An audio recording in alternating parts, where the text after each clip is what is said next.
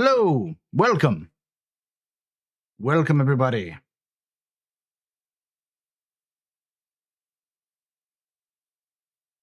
My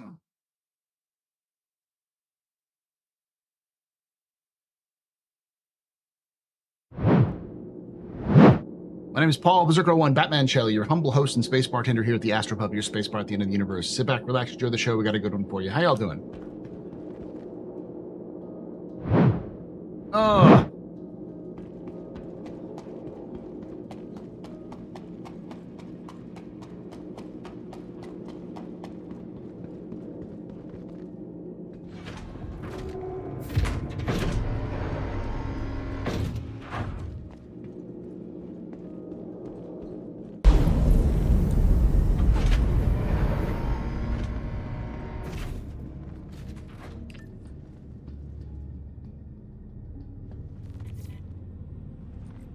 Yep.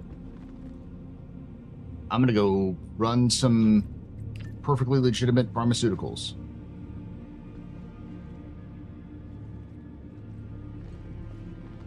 Okay, well.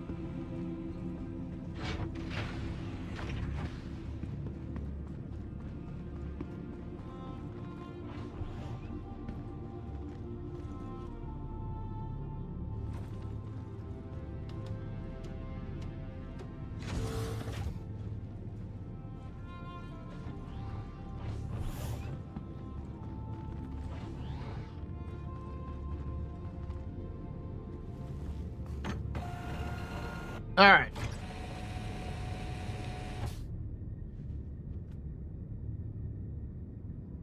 Hello. How can Miss help you today? How are we enjoying the 13-hour patch of nothing? That changed nothing, that it fixed nothing.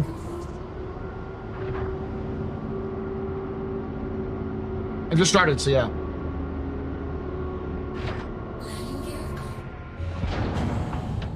Unless they address player frustration, they may have lost the faith of a lot of players.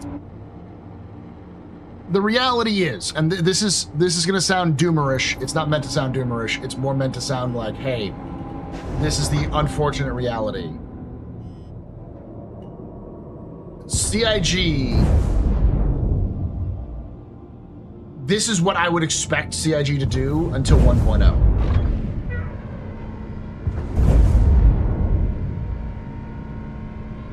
Oh, see, here's the thing, Eurus. They put a cap on AUEC transactions, and then they backtracked really fast when people got mad about it.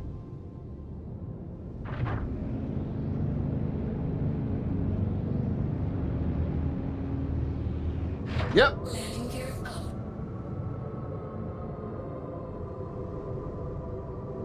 This is the problem about CIG's focus is on raising money and not on making a video game.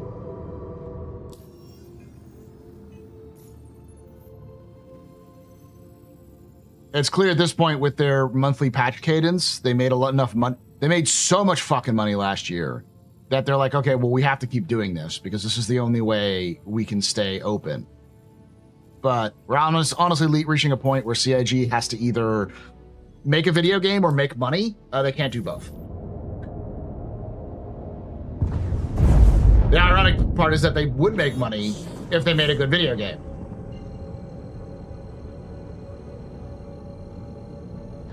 No, 1.0 will happen. It'll just happen when they feel like it.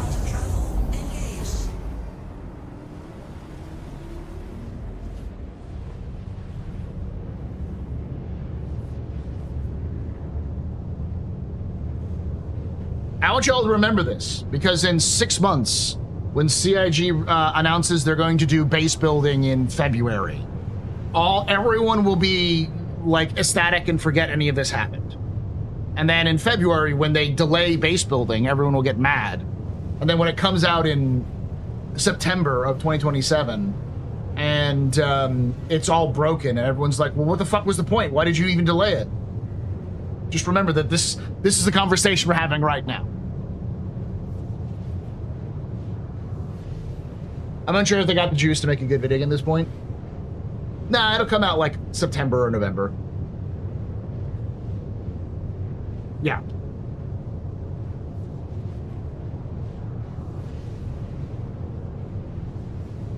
The thing is that the community doesn't.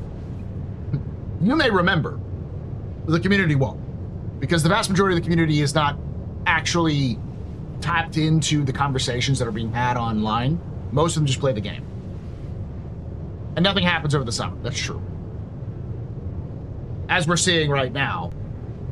Though, to be fair, at this point, it's the reason why we're seeing what we're seeing is because CIG's decision to push the patch no matter what has effectively made it so that they to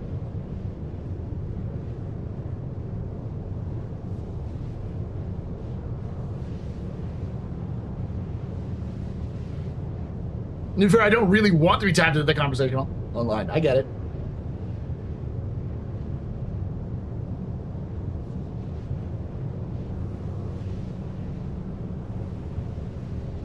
The point is, I will never bet against Chris Roberts or CIG.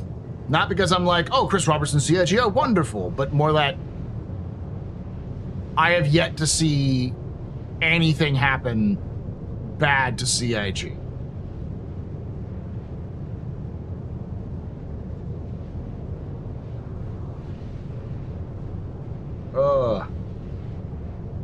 Evidence of being tapped in the conversation online.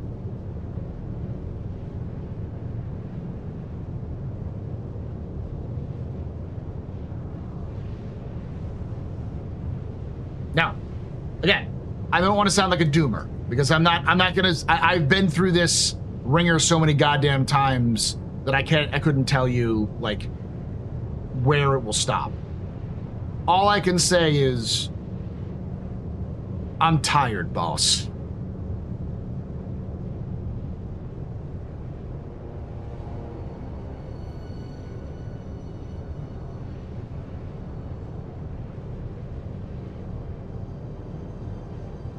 A lot of the issues I see smells of undercapacity of the servers. I hope it's not an active choice, but I'm fearing it is to save. Save what? So basically what we're seeing, if you're to believe the pipeline's new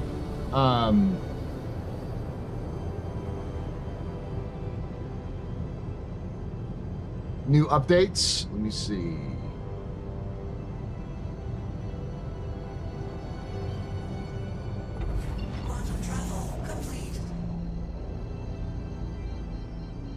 Ah, they broke.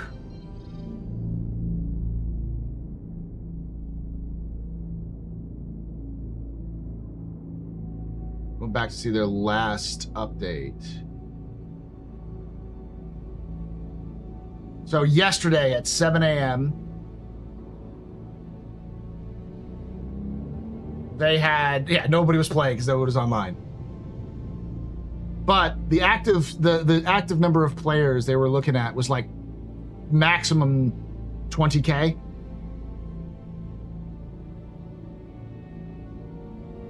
With like very few shards. The shards were pretty full, as it was too.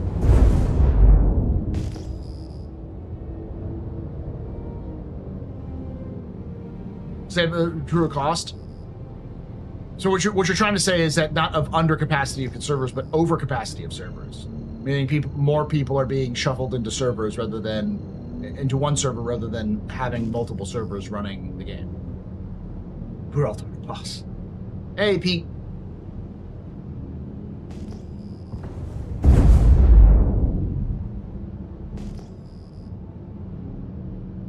Hey, Thorn.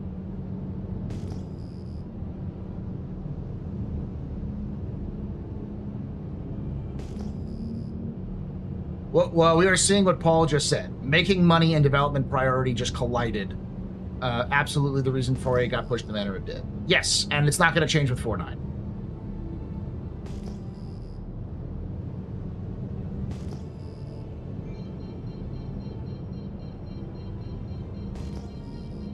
It's going to be this way for every major patch, especially if CIG continues to do the...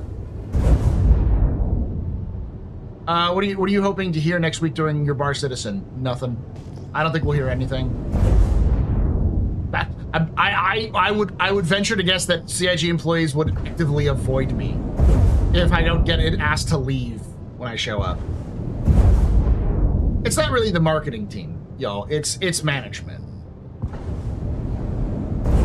It's clearly a priority that CIG has currently is to make as much money as possible. They're pulling full corporate entity thing.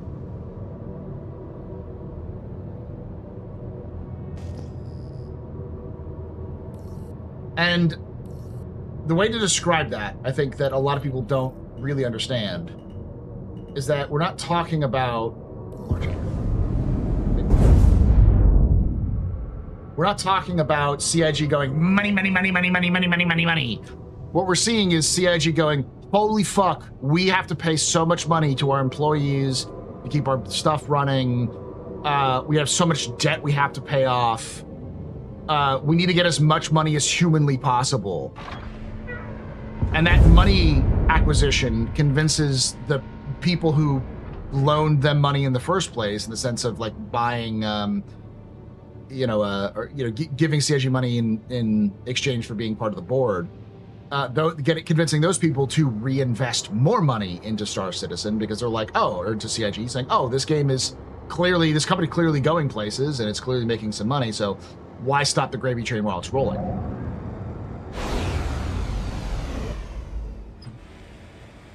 Which is adding to the problem of we need to make more money so we can pay off our debt.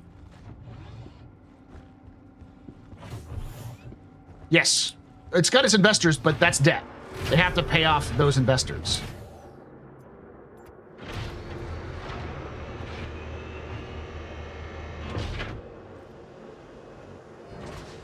Tell me why, Gillett. I would love to hear why I'm looking at this the wrong way.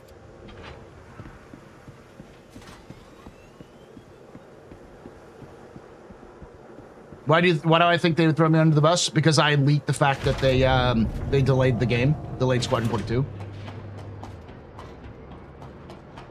If they release the game, they lose their jobs. No, because the game is gonna keep being developed even after it's released.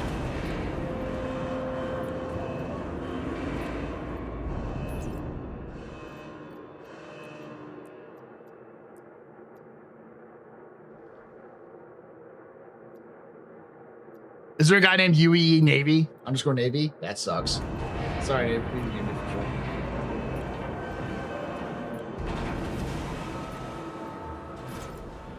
before. They will release Squadron 42 1 hour after the conclusion of Bar Citizen.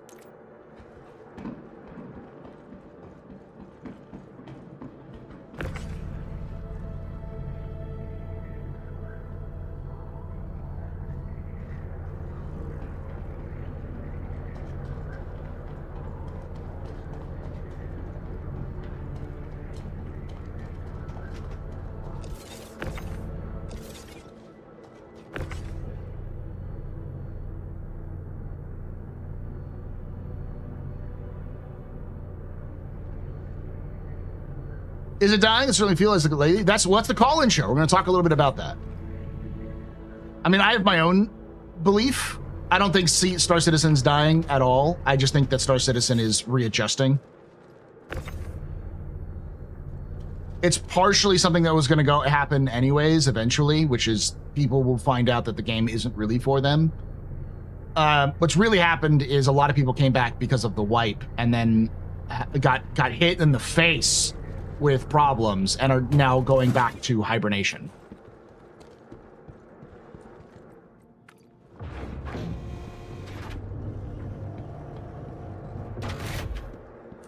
What I will say is I don't have faith that CIG knows how to weather this PR storm. But I also know that the reality is that if you feel like it's dying and your friends feel like it's dying, then it's probably not dying. If you're hearing people whom you had no idea played Star Citizen say it was dying, maybe. But we all live in echo chambers, and the echo chambers of the internet always point towards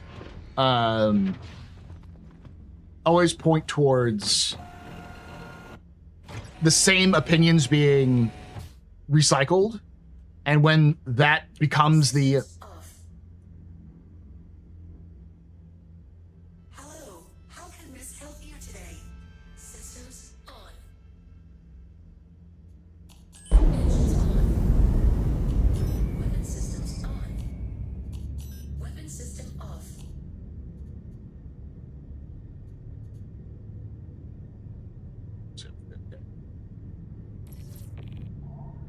Star Citizen has too many whales to die, but Star Citizen 1.0 will never release at this point. Launch sequence. We're missing way too many core features and gameplay loops that pretty much hold everything as placeholder. No. Here's the thing. This is the other thing I need to make sure you all understand. Whatever reason 1.0 is flexible. CIG can and will drop things to make it so that they can release a 1.0. If they are in a financial crunch that they think they can... what just happened? Oh, I hate when this happens. Because I can't go down. Can't go down. What? Oh, I was over the front. So.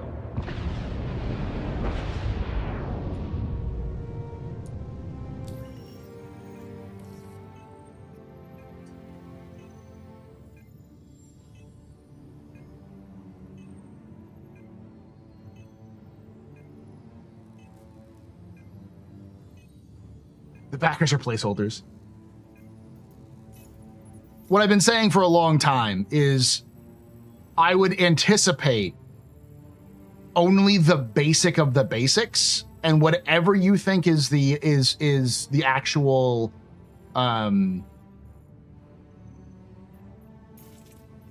is the final version of Star Citizen. Like, whatever you are looking forward to most in Star Citizen, imagine it the most stripped down, bare bones version of that, and that's likely what you're going to see with 1.0. Quantum travel engaged. Landing gear up.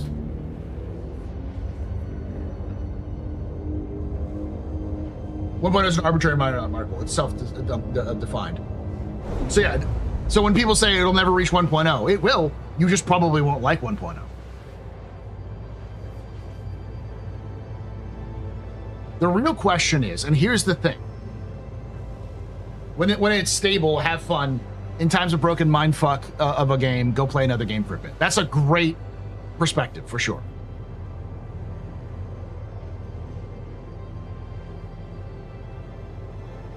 Someone said I was wrong about something, and I wanted to hear what they said.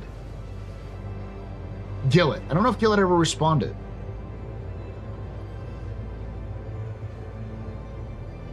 Gillett, if you're still here, I do want to hear your thoughts. Like, when you say I don't believe you're looking at the absolute. With all due respect, I do believe you're looking at about this the wrong way, which is fine. I want to hear people's opinions. That's why I do these things like this.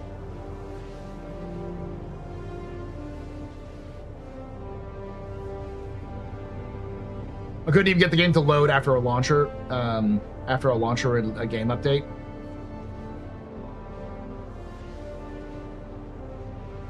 Now, I don't think... I agree, I already hate the presentation of 1.0. That's the problem, is that we don't know exactly what's going on. And I think that's also a problem that's with CIG. So, here is the reality of the game. Anything that is done to talk to us requires people who work on the game to not work on the game. I don't know if you've ever actually seen raw, uncut interview footage, but interviews can take a couple of minutes to hours. And typically what CIG does, especially with Star Citizen Lives and other things like that, will probably do at least an hour, if not more, of footage, even if they only use like 5 minutes of footage and say like an SC and a Star Citizen, Inside Star Citizen. Because we've even seen them do like bloopers and cuts and stuff like that. So they definitely record stuff beyond what they actually do. And every time those devs are in front of a camera talking about something is time that they're not working, because they're getting paid to do that. And it's not just a, hey, you need to do this. It's also, hey, we need you to pause what you're working, get up, move to the studio, sit down and wait for your turn to be interviewed, go into the interview, do an hour, come back, get restarted, or just go home. So you're talking about a multi-hour plus delay for each dev involved in the project and involved in that video. And that can mean a day to half a day of content for those, or development for those developers, completely gone. This is the reason why most developers don't go in front of a camera until well after a game has reached gold.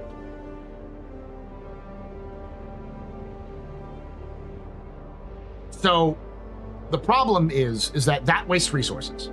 Now you can do that. You can bypass that by having somebody whose job is sort of as a liaison between the developers and the public. That's what a community manager is. That's what Jared is supposed to be. But Jared only has so much things they're supposed to do. As somebody who's talked with the community team, has been friends with many of the people on the community team, they wear like 17 different hats at any time. Suit. You can even take away my space lasers. No pew-pews. But you can never, ever take away my space game.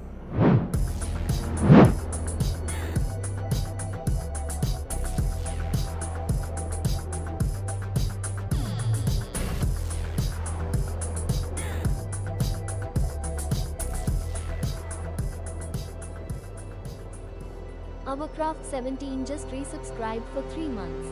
Thank you so much, Evercraft, for that 3 months of support. You're very important, Papa, very precipice, very pedestrian. This is your fault. There's no drinking night. Shots and cheers and chat, y'all. Shots and cheers.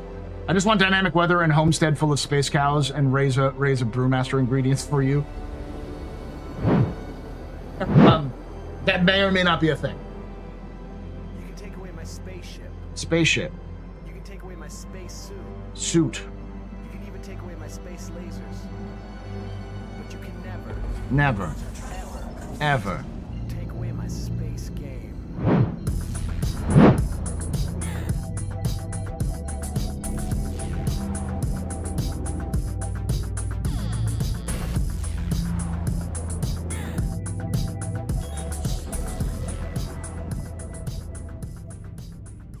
Wahoo 127 just resubscribed for 57 months. Thank you for that 57 months of support there, Wahoo. You're very important, Papa, very precipice, very pedestrian. You rock. Shots and cheers and chat, y'all. Shots and cheers.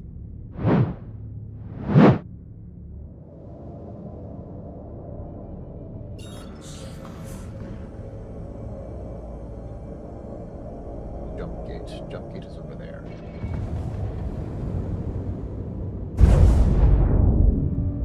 You can take away my spaceship. Spaceship. You can take away my space suit. GQ. You can even take away my space lasers. No pew-pews. But you can never, Never. ever Ever. take away my space game.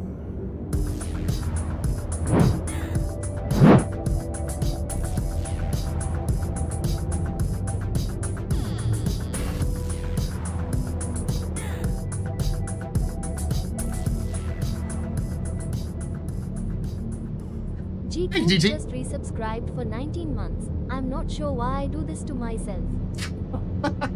Thank you for your peso bucks for 19 months there, GQ. You're very important, Papa, very precipice, very pedestrian. This is your fault. You don't drink night. Shots and cheers and chat, y'all. Shots and cheers. But why are we still missing social features the WoW Classic had in 2014? Because CIG hadn't made it a priority.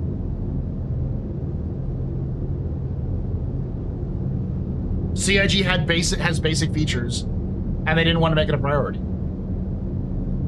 Here's the reality, and this is the circular thinking that you have to understand, because this is not unusual in my experience, both talking with game devs and seeing how game development functions.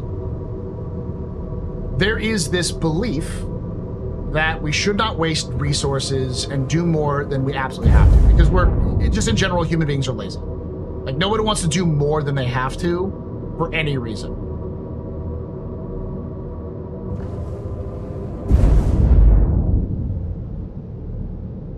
So, what they'll do is they will deprioritize anything that isn't absolutely needed right away.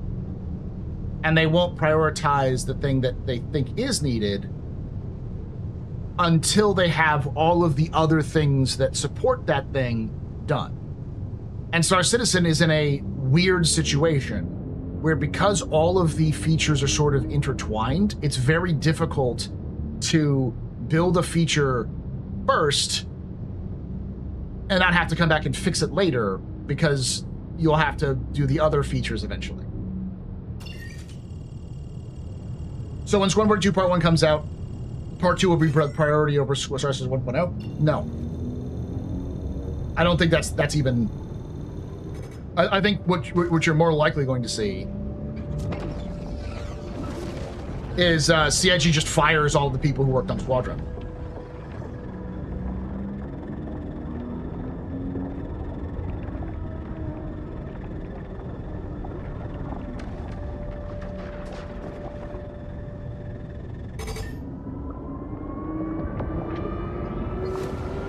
I quit actively playing when the Freight Areas came in, made the game so convoluted and it was more frustrating than immersive. Everyone believes them all. The other thing that I've seen a lot of people do is doom about Squadron 42. Especially when I said, hey, y'all, it's delayed until next year. People were like, that's 2029. It's like, guys, even the most ardent, like, misanthropes that I've talked to who have actually, like, talked with CIG developers will tell you, no, the game is done. Like, they have a game and it works. The problem, it comes down to more of the time it's going to take and the amount of effort it will take to make it function the way they want to. Them biddies. Thank you so them biddies. Not fun.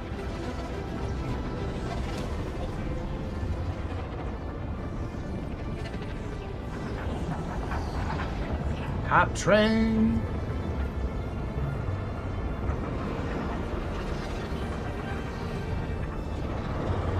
But I thought 90% of the CIG employees worked on Squadron 42. I don't remember where people got that that measurement, but I don't think that's actually the case. The thing is that the people who were working on Squadron, there are many people who were working on Squadron who are no longer working on Squadron and moved over to Star Citizen.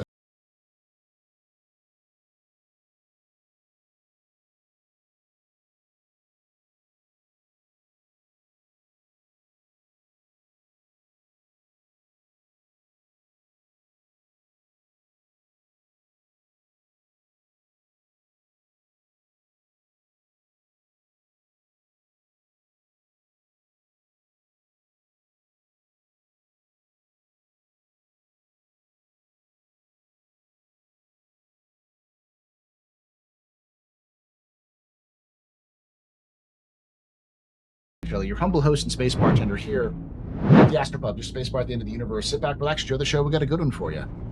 So we've got a contentious topic. I'm trying to be a little bit more spicy here, where I'm saying the question, we're going to be doing Captain's Table. It's going to be a call-in show, so you can join us later in about 2.5 hours or so, where you can call in and have your opinion, the topic being, is Star Citizen dying? Are we seeing CIG slowly kill the enthusiasm of the game? Is this simply growing pains? You know, is this a situation of just go play something else and wait for CIG to get through its bullshit kind of thing? Is it a situation like I'm quite honestly think that CIG has this kink at this point, which is that they love to ruin their own momentum every summer. I think last summer was the first time they didn't ruin their momentum.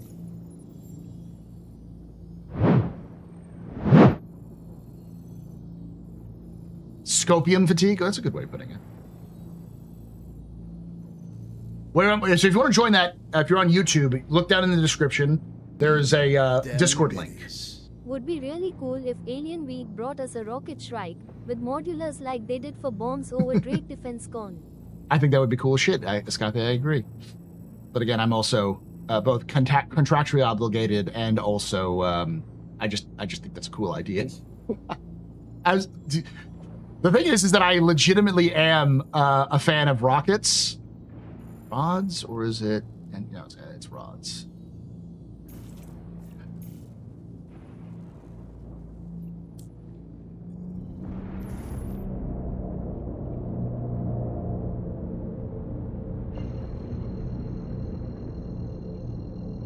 Yes, one for a 2 Yeah. So if you want, it's exclamation Discord if you're on Twitch, but it's in the description on YouTube. Go just join that Discord. I'll set up the stage. You'll see like Captain's Table Live stage. I will set that up, and you'll get like there'll be an everyone announcement kind of things.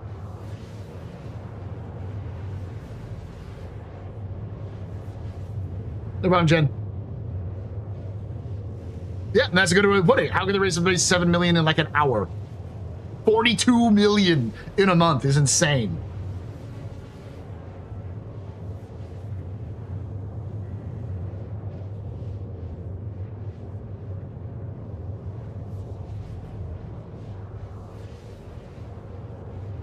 But I think it's a good conversation to have, because for those of you who are newer to the game, this is not new.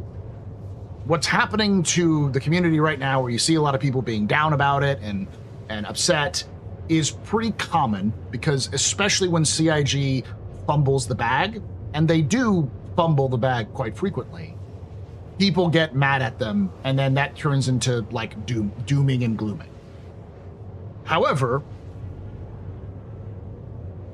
it's usually after the summer, when we get towards like September, October, November, when all of a sudden everything will pick back up.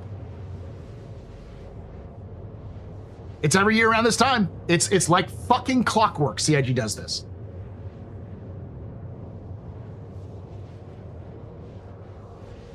Welcome to the internet. Yeah. I mean, Paul, does it normally bounce back? Yeah. It always bounces back.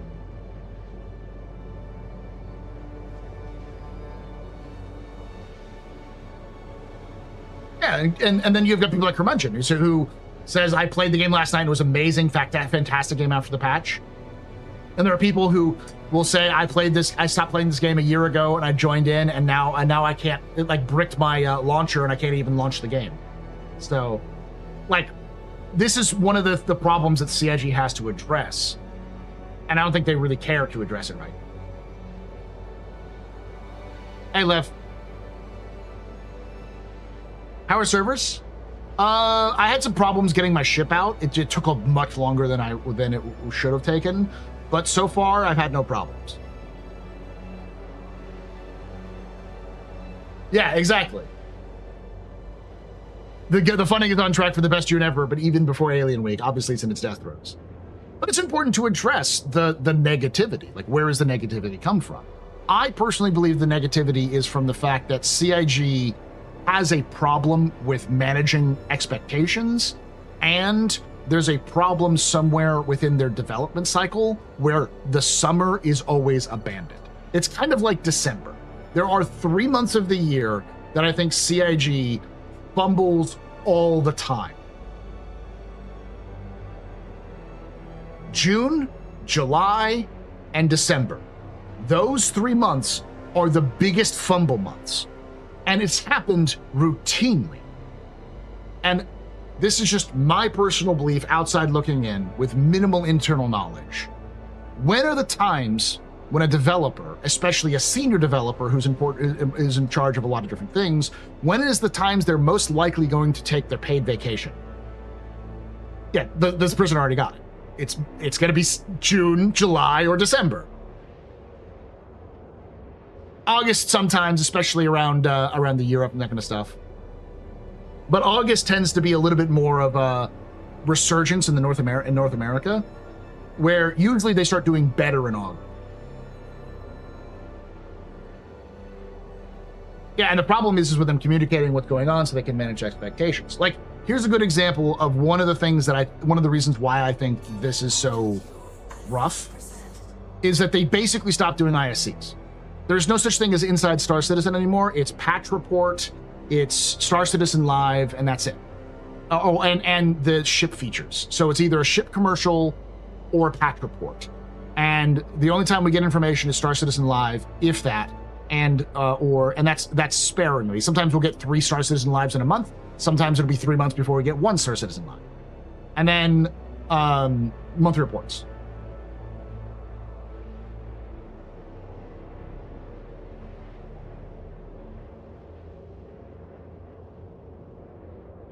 Hey, Beta.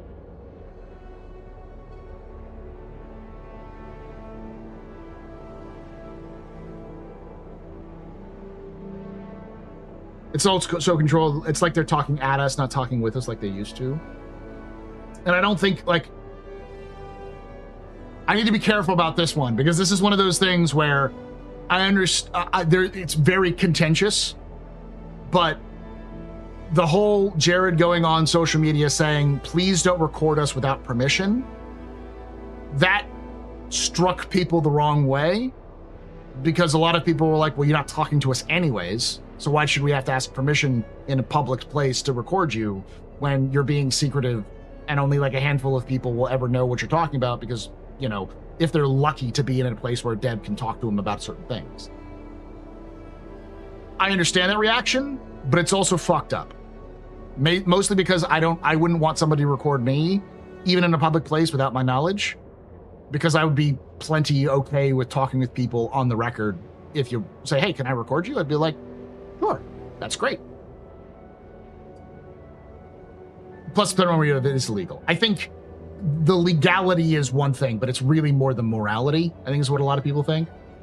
But at the same time, I think the reason why people were responding the way they were, trying to defend that idea, was because fundamentally, people feel like they've lost access to the game, lost access to this knowledge that was coming out. So whenever, and they'll say it again, we're the most open development team of all time, people are going to go bullshit. And CIG can point to all of the stuff they written out. No one reads. All the stuff they post on Spectrum, which only a handful of people will ever see.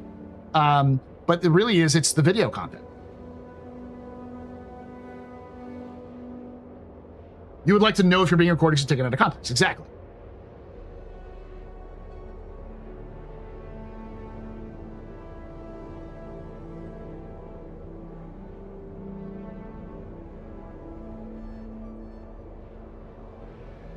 I don't know if I'm the only one who noticed. We know the Raylan, etc., but the Alien Week with movie Gatak moment, as they just now fixed the Finley buttons on the Sulian. Yep. That's how you know it's gonna be a very Gatak Alien Week. Yeah, people are re-smash those. Yeah.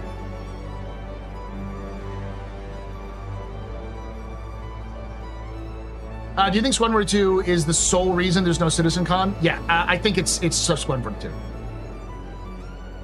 Now, I don't think Squadron 42 is going to be released this year.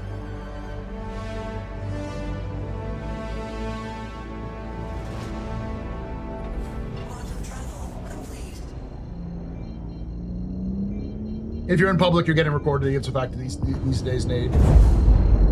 But you can always request people to not do it.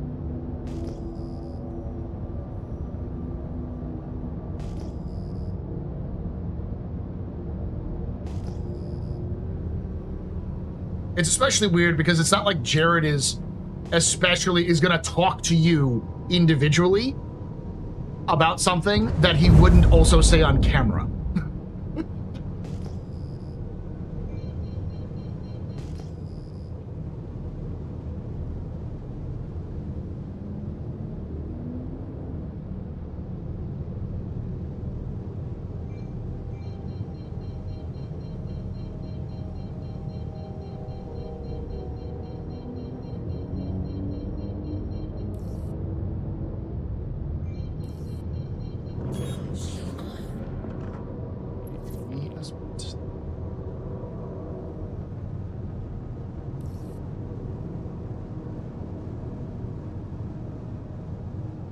Well, that's the thing. It's like, for instance, one of the reasons why people...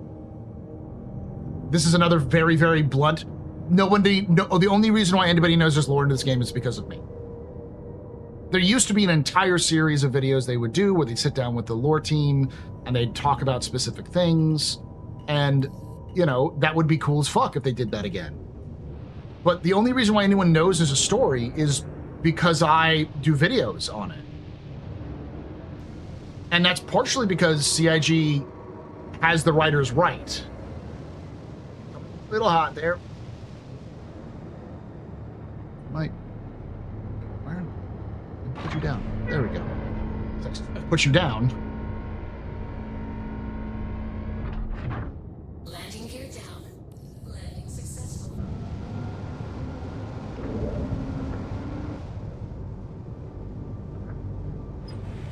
Hey, Jade. I thought Celebration Week was the last week of June. But I'll take Celebration Week. My plan is to do a video on the rights of UEE citizens for Patreon for Celebration Week. Engines off.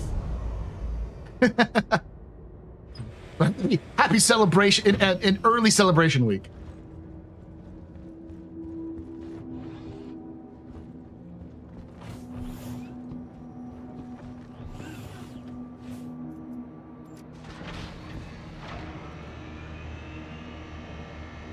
Yeah, that's true. We also had lore with each ship release. But like that's the thing, is that like CIG has effectively streamlined themselves out of content. And I think they rely more and more on content creators to actually get stuff out, and thus have sort of budgeted themselves out of it.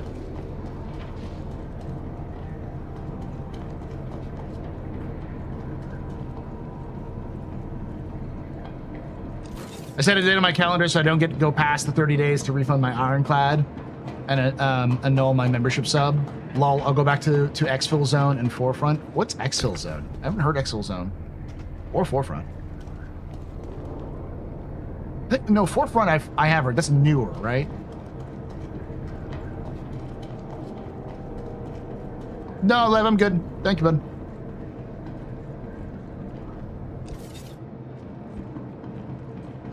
Okay, I said some of those words. They're, compartil hesio. But I speak Spanish, not Portuguese, so... Su liva foi compartida no pido vloga a rede social do Brasil. Parabéns pelo excelente conteúdo. I'm guessing that's you're from Brazil and you like my content, so gracias. Grazie. I don't know what is thank you in Portuguese. Yeah, no, I'm good. I'm good. Thank you for offering, but I will not need accompaniment there, Lev. I'm just gonna be doing some basic trading, and then I'm gonna be we'll be doing the captain's table. Obrigado? Okay, obrigado. Is this a fuel tank? What the fuck is this? This is a fuel tank.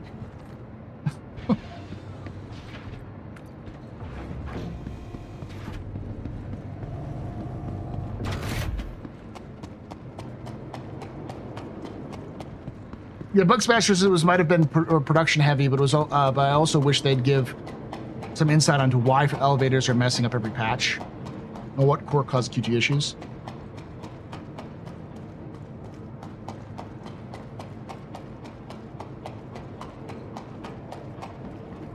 CG updates these ships a lot.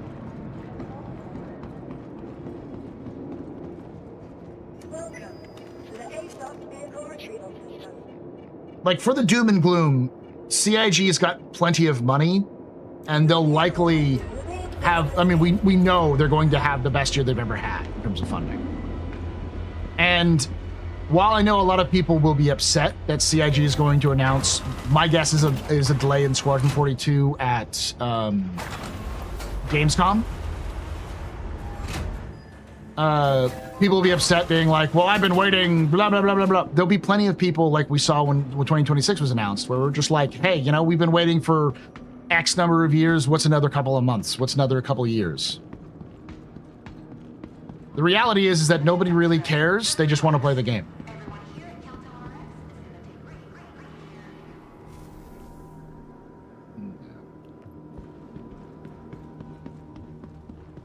What happened to the transfer refractor? It got broken up into two different parts, and one of the parts is actually in the game right now, but it's only in Grimhex. It's called the transport system.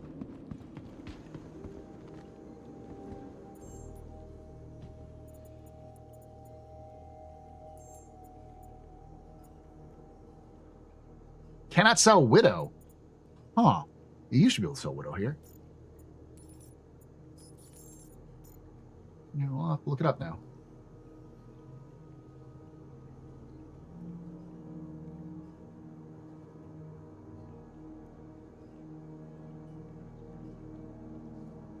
Widow.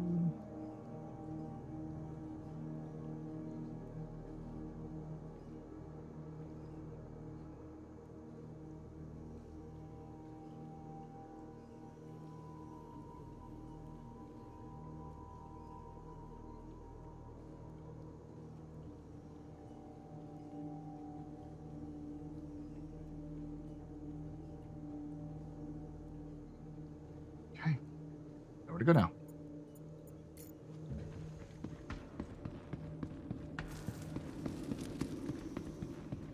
Why would they waste exposure at Gamescom for a delay?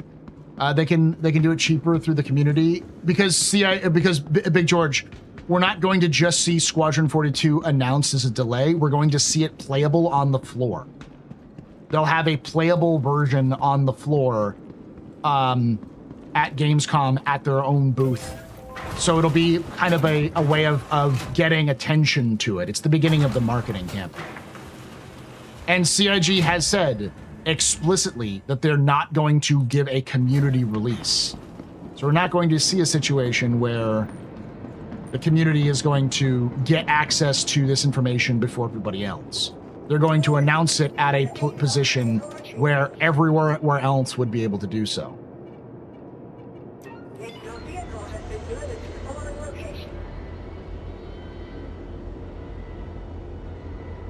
Hey, Volus.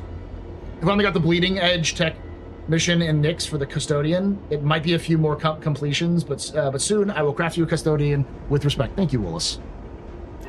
I will cherish it. It's not a real movement until it starts saying the game is dying. That is another truth. Want to see the Galaxy going to be great at the end of the year. I think the Galaxy would do okay. I do think that the Galaxy, I would expect the Galaxy to be broken at release. Unless CIG changes their policies of giving us access to ships in PTU. I thought it was going to be Gamescom, and then people began to say, nah, it's going to be Summer Games Fest, and I started seeing references to Summer Games Fest from devs. And so I was like, okay, maybe Summer Games Fest. That was my original post, was pissed off that CIG was going to announce it at Gamescom.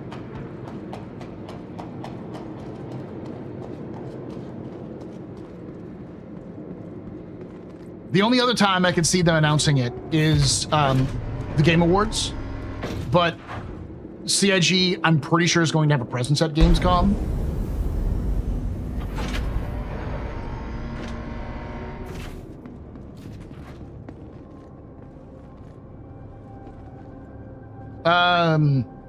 Crystal said he didn't want to do a big run-up, so that to me references a couple 3 months from announcements.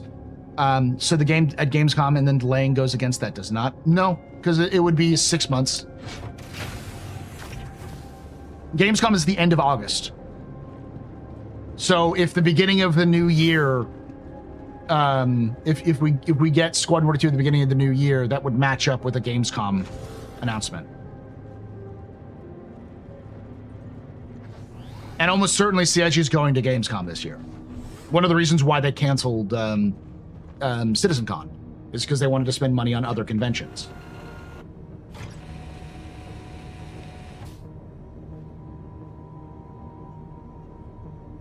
Hello, how can Miss help you today? Systems on. Do you think refining or will come with Galaxy, or they reserve that for the Odyssey? I think it'll come with Galaxy if they can try to do it. We'll see. We haven't heard anything about the Expanse yet, but they may try to get the Expanse and the Odyssey in, or the Galaxy at the same time. Launch sequence complete. Just auto macro the rage button, it would be easier. And I don't think developers like to admit this, but these big streamers do have effect on how things go. They do to a degree, but I think it's more that big streamers tend to have more exposure to the devs, so the devs tend to see what's going on with what happens on a streamer's stream, rather than on an average player's experience.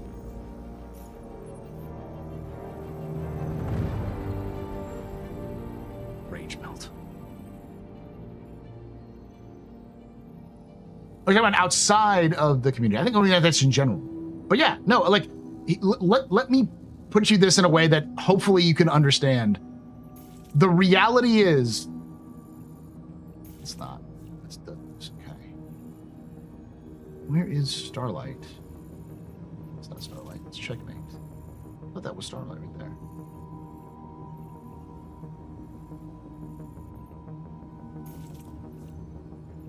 I have to refuel at Starlight and head back to Nyx. I got time. Let's do a mission. I'm a fucking moron.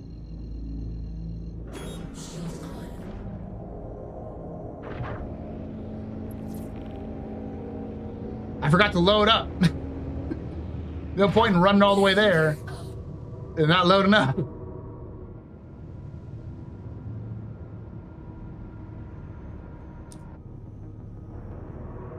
Well, all I can say is I tend to, for whatever reason, streamer privilege, I guess, not have as many problems as the average person. Until I do.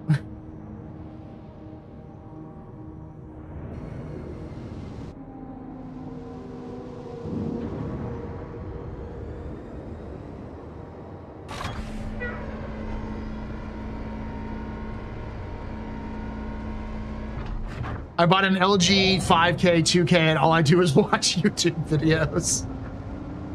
Brother, there are three things I watch on the like 4K TV that my wife and I purchased like last year, which to replace our old like super low tech TV. One of them is like popular shows. Like we watched Spider Noir, or we've been watching Spider Noir. We haven't finished it yet. You know, we'll watch some of the popular shows. That's like a once in a. We watch Fallout. It's like one show every maybe season. So like every, you know, like once a spring, that sort of thing. The other thing is anime, because there's always anime. There's a bunch of anime that my wife and I actually enjoy watching together. And lastly, but most of the time, like if I'm sitting down on the couch to watch something, I would. It's a 60 to 70% chance that it's YouTube. So,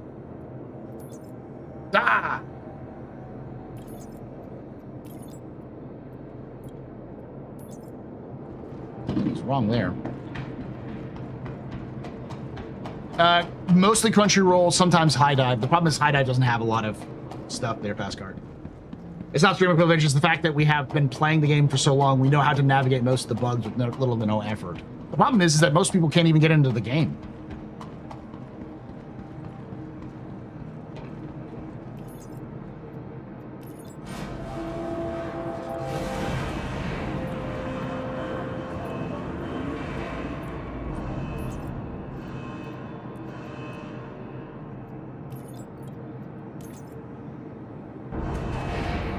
Tricked him. Yeah, or get shard lock, yeah.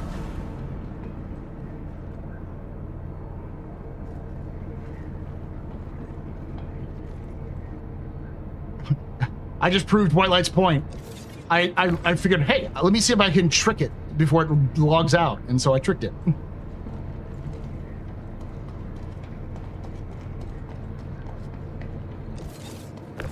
4-8 was shard locking people.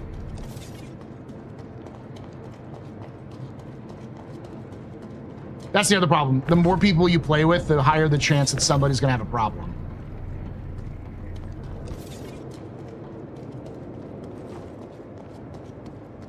We started, Dunson, we started last night. I was hanging out with Loken and a couple of his folks from his group. I recorded it because I'm gonna try to convince my editor to also edit a cool edit of the MechWarrior 5 gameplay playthrough.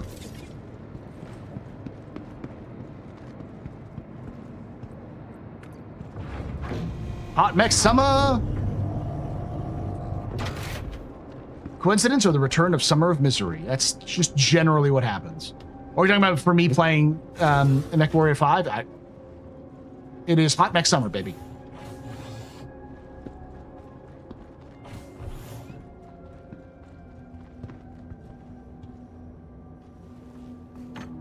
We'll have more on next Friday, so.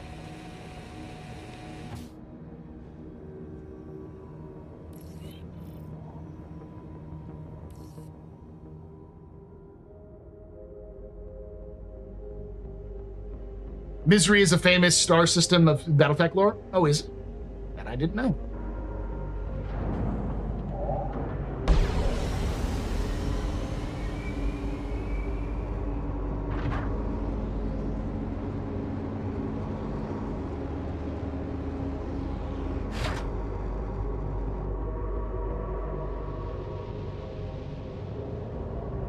Do you think they will have an option to turn off the grid gravity that would help for the Star Lancer? They'll probably have the option to turn off the grids at some point.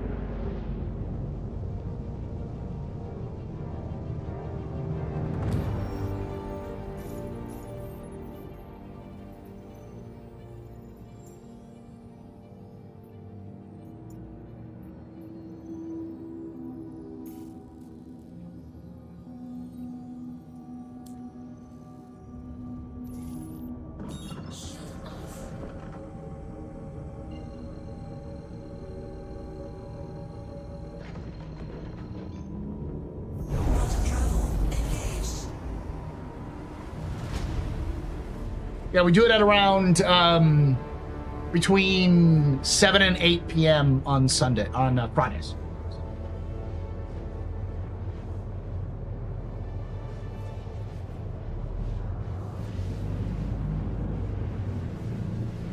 I've been trying to warn people for a while about exploration.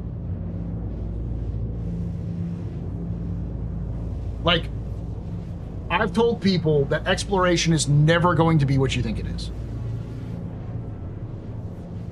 I don't think CIG ever had a plan to figure out what they were going to do with exploration.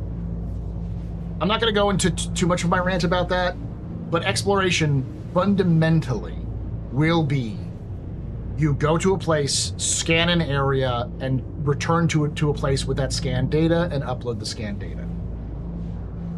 It's not just resource hunting, it's also just sightseeing.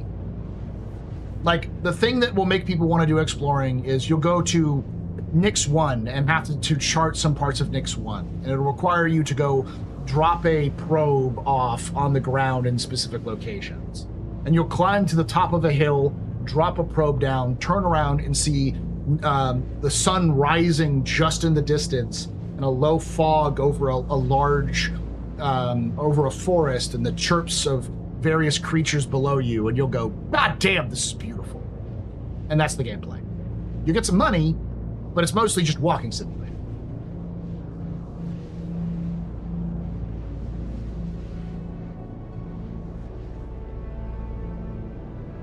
Huh? You just said exactly the fact that people are communicating, though. Except for the people who were purchasing ships like the Carrack because they were like, oh, we're going to find jump points, which means we're going to find new systems. And I don't think CIG really had a way of letting people know that that wasn't the plan, because they were probably far too scared to say, no, that's not how this is going to work. Because you'll find, like, transient jump points, and eventually you might find a jump point. But, like, people have been proposing the idea of CIG doing procedural generated systems so that everyone can feel like an amazing starship captain. So you'd have thousands of procedurally generated systems that people could find through random jump points. And I'm like, that's not possible. It doesn't work with the game's design. And it might be possible, but it doesn't work with the game's design, and it would probably cause far too much money to be spent by CIG.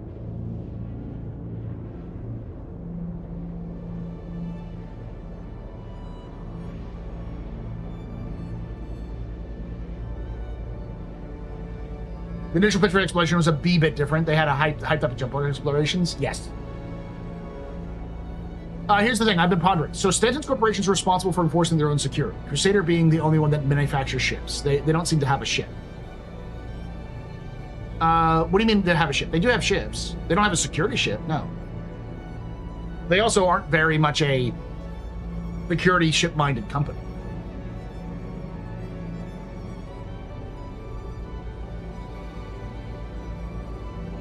Yeah, it's partially because the scope has changed, and partially because the game itself has changed.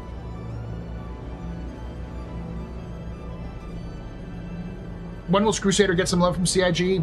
I think it's probably done for a while. It's probably in the ageist camp of they've overproduced ships for it, and they've become bored of it. They'd have to find something that would be unique to Crusader that would work with them. And their role is pretty well fleshed out. They even have their own starter ship, so. We already have a Crusader heavy fighter. It's the Ares.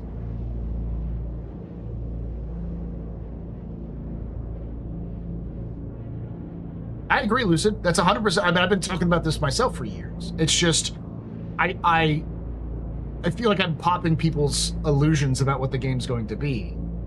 And I do think that most people who want to go find new systems really do want to have that moment of climbing to the top of a hill, looking over and being like, I'm probably the first person to ever see this view. Be like, God damn, this is beautiful, you know? And some of it is, oh, I found this derelict ship, and there's going to be some sort of fucking monster on board the ship that I'm gonna have to run away from because I can't kill it. Or some sort of rare valuables on board this derelict ship that we can turn in, or a small story that they'll procedurally generate.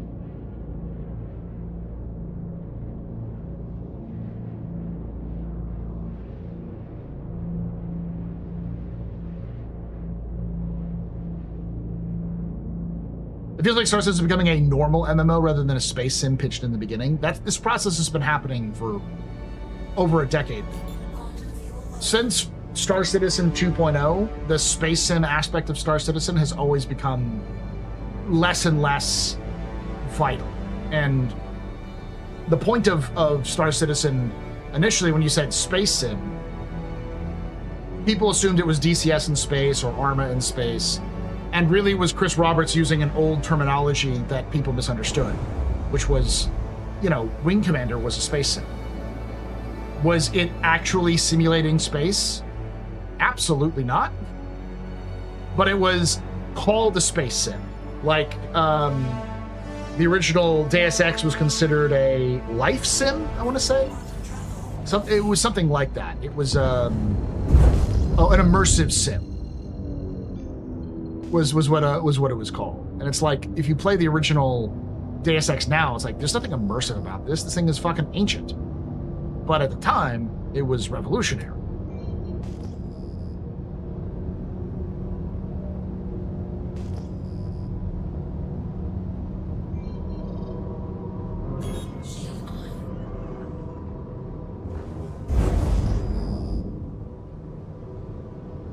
I expected Privateer modernized. Was there a lot of exploration in Privateer?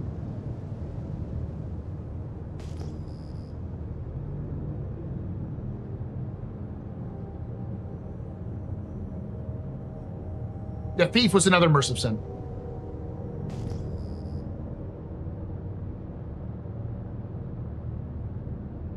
No, there wasn't? Okay. I think the problem stemmed from the fact that Chris Roberts was trying to appeal to Chris Roberts fans, and he managed to get the attention of a lot more than Chris Roberts fans, myself included. And a lot of people were using their own terminology, and Chris was just like, yeah, that's great, because you don't want to say no because they're giving you money.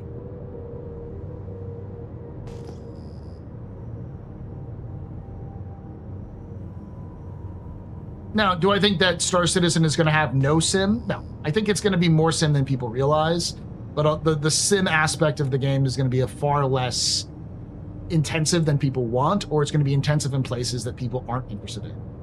Like, eventually, maybe by 1.0, probably after 1.0, you'll see something like, what the fuck is this shit? Oh, it's all invisible.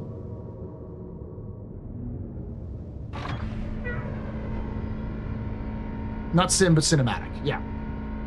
Like, for instance, eventually your engineer on board will probably be more than just a fix-it, a Mr. Fix-It, you know, going around and start like putting out fires, solving problems.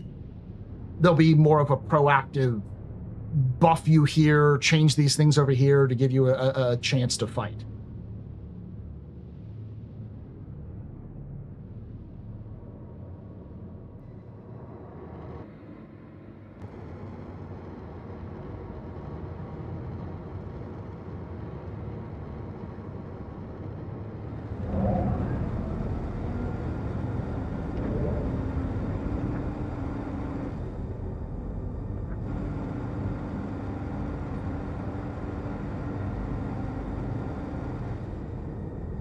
Engines off.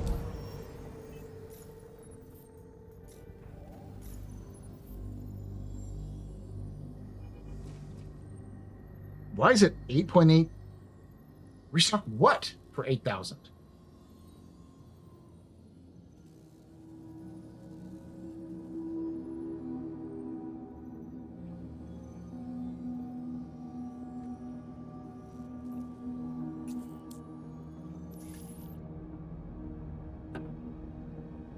Some folks thought CAG was going to revolutionize literally every aspect of game design, which was never implied by CAG, but not realistic. Chris did kind of talk a little bit about like that, because Chris does like to talk.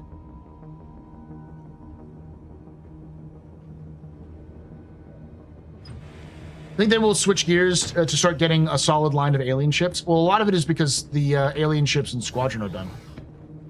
So a lot of the design aspects of like Xi'an and Vandul especially are probably finalized. It's the types of aliens you're looking at, and it's going to be Xi'an and Vandul. Banu, probably not until they get closer to making the ship that's going to come before the Merchantman.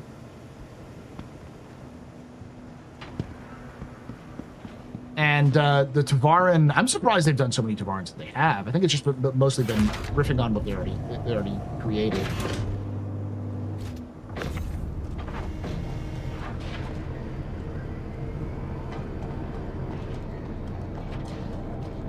Oh, it is cinematic as fuck.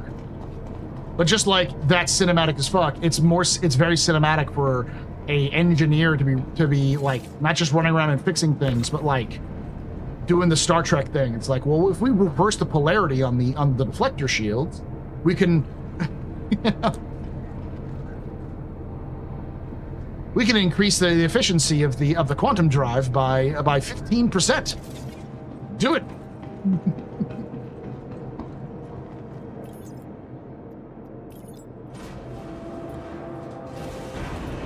Oh yeah, we already know Endeavor's post 1.0.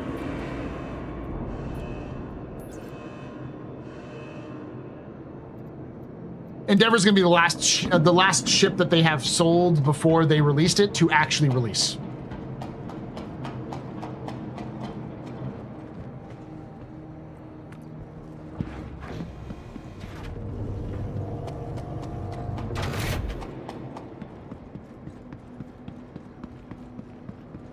Yeah, they're going to have to go through reconcept for BMN, but I also think that they'll have the Banu Trip Taker or whatever. They'll have a medium or large ship They'll have the Banu version of the fuck's it called? The Ironclad. No calls.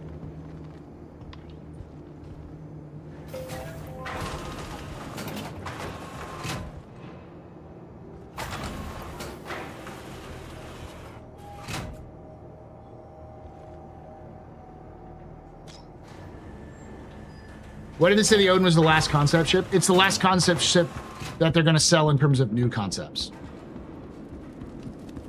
So from now on, it's just going to be ships that are going to be straight to fly them.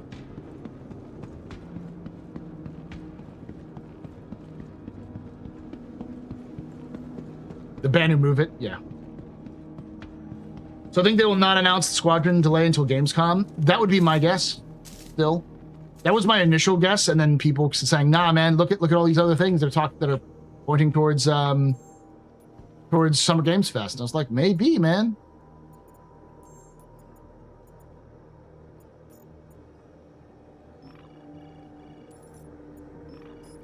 That's all.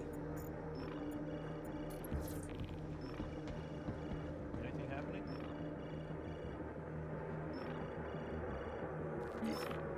What? What? What? What do you want? I don't want any.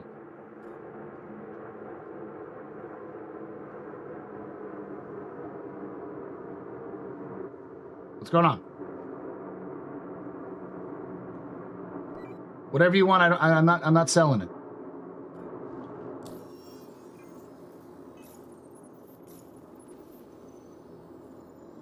Boring conversation anyways.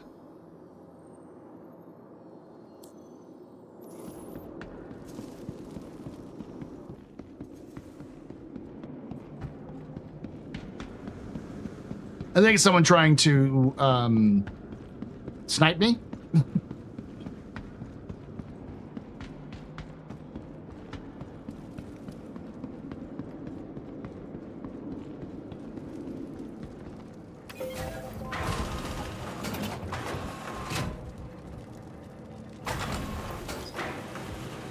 I don't know if that trick still works.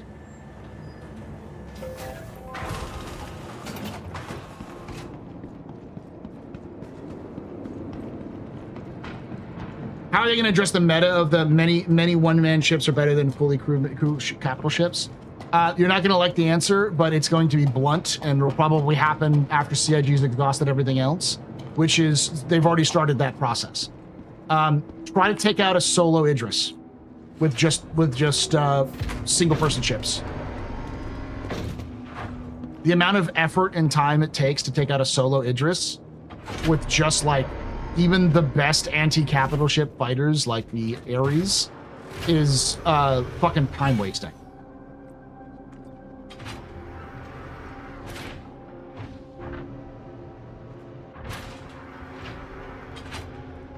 Yes.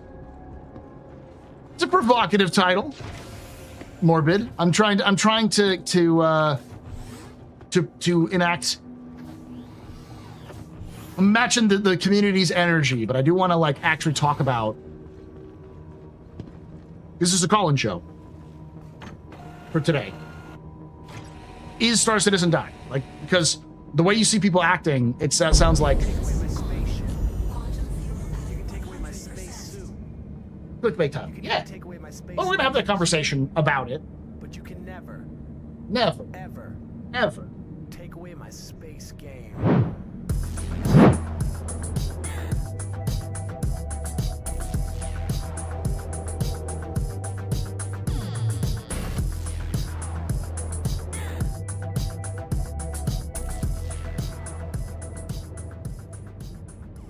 Raid_777 just resubscribed for 2 months. Thank you for that 2 months of Twitch Prime sub. You're very important, power, very impressive, any pedestrian. This is your fault. These are drinking. I shot some cheers, chat. Y'all shot some cheers. I don't know. Cheaters complaining about getting banned doesn't happen in a dead game. I think the community needs to address the reality that folks are frustrated with the game.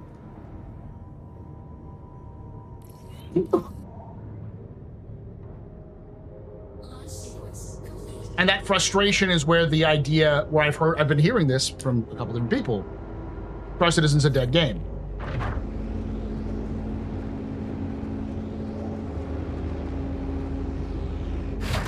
And so it's that sort of belief that like CIG cares only about Squadron 42, and so with the reality that Squadron 42 is likely delayed until 2027, people who were having a little bit of hope of CIG eventually changing things, getting more focused towards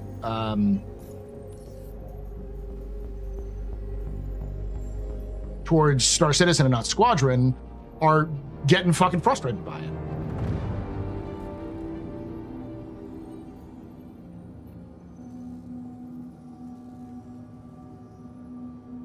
Jackson swap. So we're gonna do Jackson swap, then L5, L4, two L5 and L4. Okay.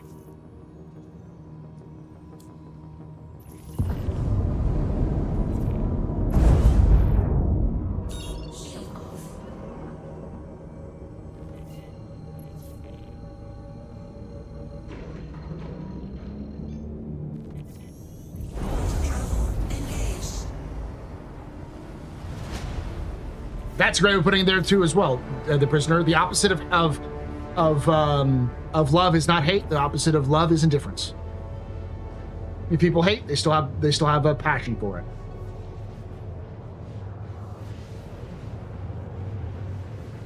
The important game. I mean, it is important, but I also think that fundamentally people misunderstand the problems with Star Citizen and have misunderstood the problems with Star Citizen for a long time. Like, why is it that most problems happen in Star Citizen? What are most problems? Shard blocked. Blocked out of logging into the game. Issues with elevators. Issues with freight elevators and ship elevators. Issues with missions completing. Like, even things like grafting through, like glitching through walls. All of those things are not really related to the game.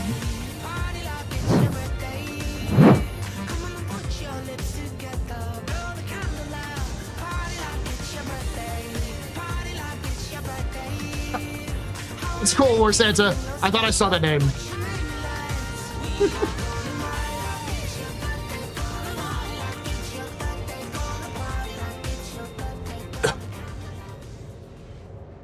MDMUMS just got a sub from Wasanta 1. Wasanta 1 gifted a tier 1 sub to MD Mums. Thank you so much, War Santa. For those of me, boss, that didn't mean to intrude. I'm surfing trying to land. I can't get a hanger. I thought it wasn't working, so I started pressing call everyone, and it worked. It was I was the one that called. Yeah, I figured that. It's if you go into your contacts, if you click the station and hit like, if you go into friends and you look at the actual like landing zone, you can hit the call button there, and that'll call it automatically. That's an old workaround for certain places for landing. You did and it didn't work? Huh. Eventually you got it to work though?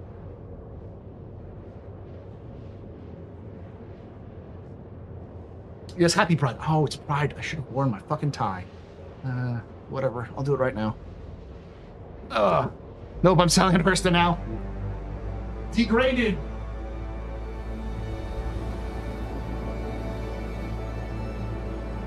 Degraded.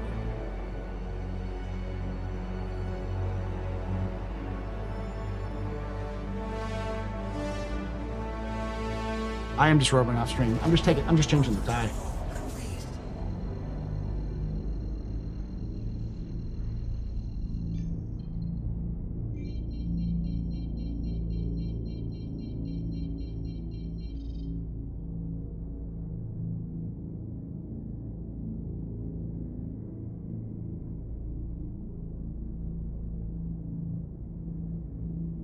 Nah, I'm good. I'm doing the nice, easy one. There we go. Happy Pride. Thank you. I always like to wear it for Pride. But Men's Mental Health Month. Men's Health Month is also November. That's where November comes from.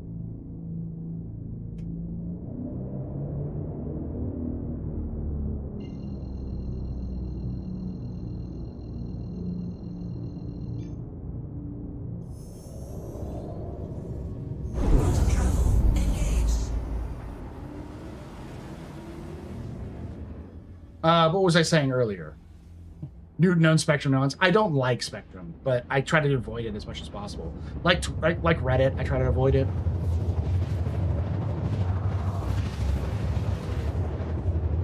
No, you're right, Volata. He'll have to answer that question once they announce the delay. Like, why didn't he know when it was clearly they should have known? Quantum travel complete.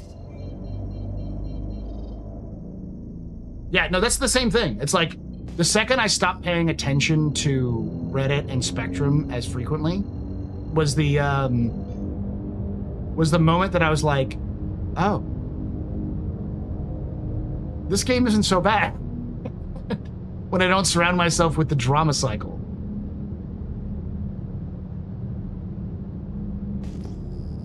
Yes, I did, Agent. I did that on Thursday, and the monthly report should come out. The video I did on it is coming out tomorrow.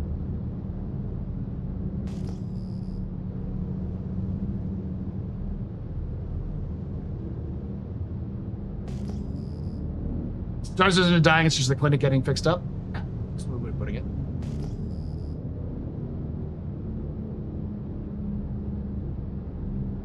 Social media in general is just not a good idea, I have found.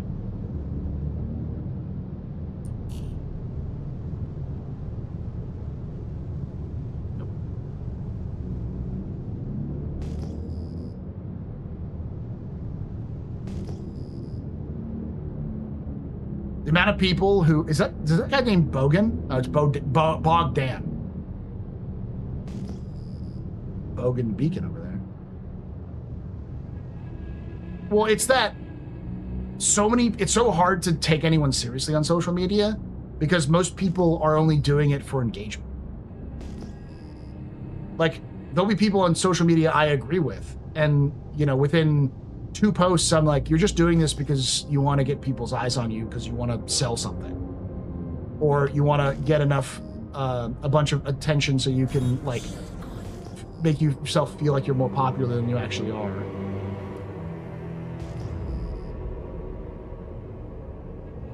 And it gets fucking depressing. And you're like, man, is everybody like this? And you realize, no, not everyone's like this. Just people who are loud are like this. I also get the irony of me saying that as a streamer. Trust me, I understand that irony.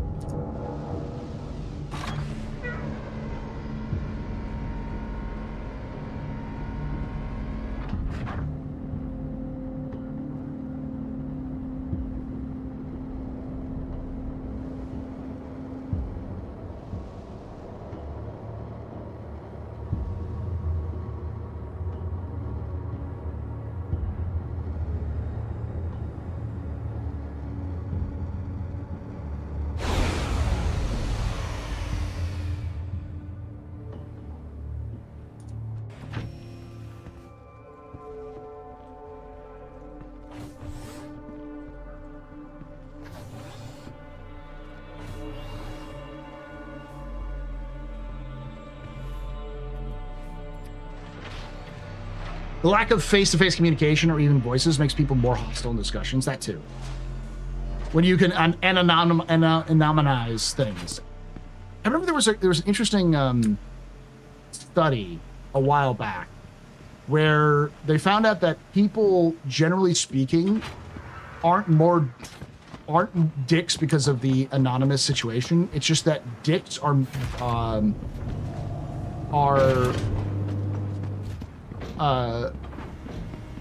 they get promoted, if that makes sense. Like being loud on the internet gets you more attention, and so because you're being loud and getting more attention, it feels like more people are being dicks, when in reality it just people are. The incentive structure is different. Yeah, that's like in reality, if someone was running around going like, you know, fuck you, you motherfucker, people would look at them weird. Like if a dude was walking down the street and just shouting at people, people are like, are you okay? Or they'd get the cops called on, or they'd get their ass beat.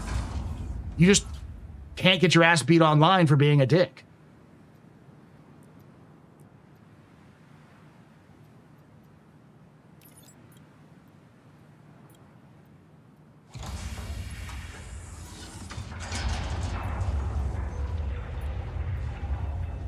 That's been my experience, Jade, with the kids, the kids that I teach. A lot of them are they seem to be more analog focused.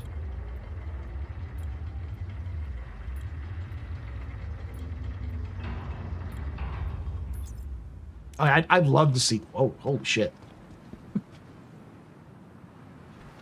Is Reverend Tree Pollen? Oh, this is Reverend Tree Pollen.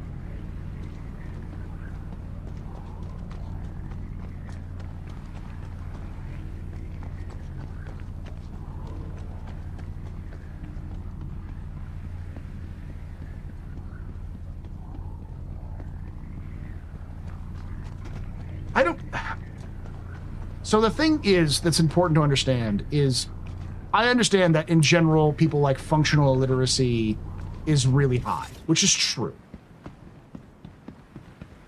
But I don't really see a problem with kids the way that I've been hearing about in the news.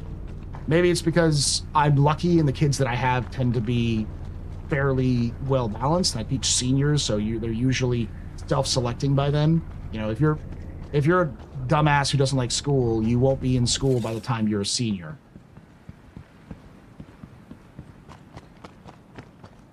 Why is there only one planet in Pyro with moons? I don't know.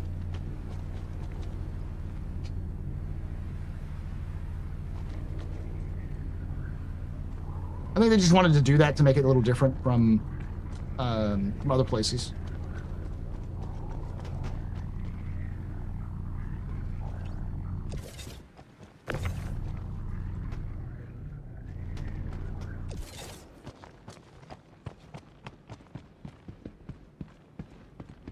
And if you're a good teacher, hats off to you. I don't know if I'm a good teacher. If my students, sometimes my ex-students will pop in here and watch. And if they do, they'll say I was a good teacher, but that's also self-selecting. Those are kids who actually care enough to come to my stream after they've already left.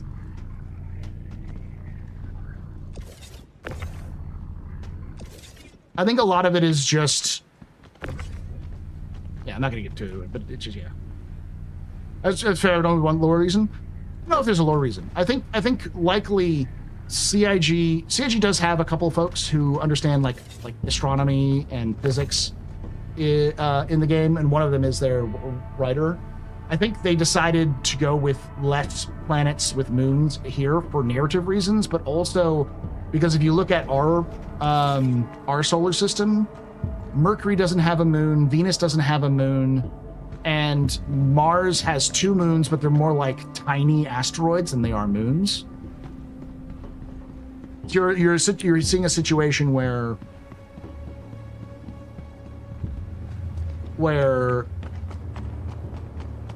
yeah, like we almost didn't have a moon either. So like most of the planetary like the physical. Help me out, Jade. You're the one who does this for a living. Terrestrial planets. Most terrestrial planets in our system don't have moons.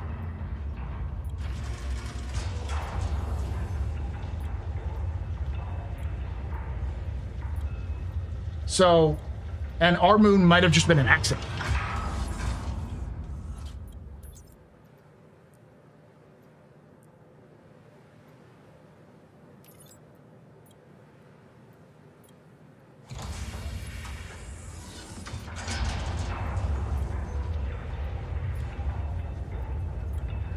Something Roche limit, yeah. How is our moon born?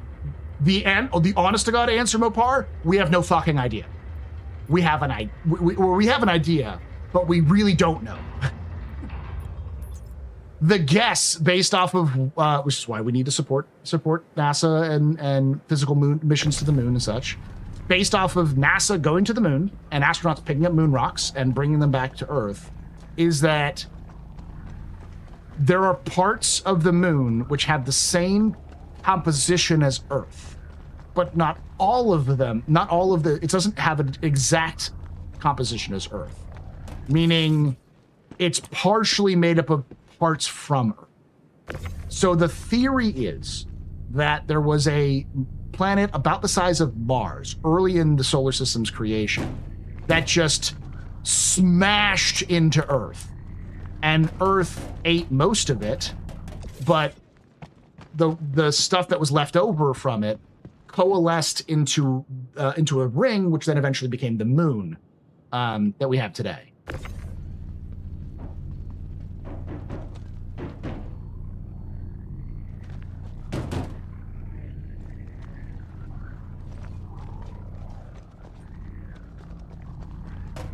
Basically, the Earth, in comparison to a lot of the other terrestrial planets, is fucking big.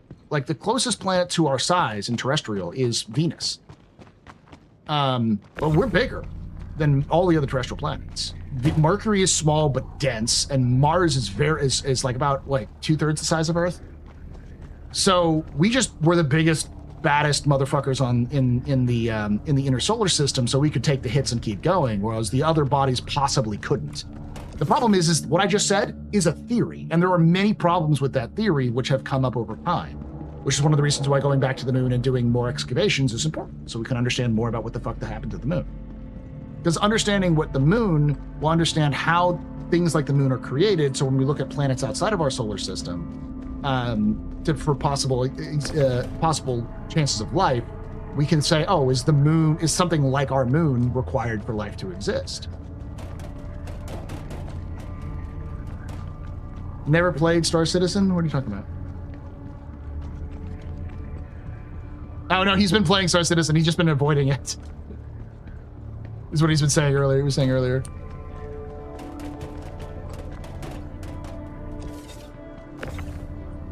I like the theory that the planet between Mars and Jupiter was shredded to pieces when it collided with Earth. Yeah, that's the moon theory, I think.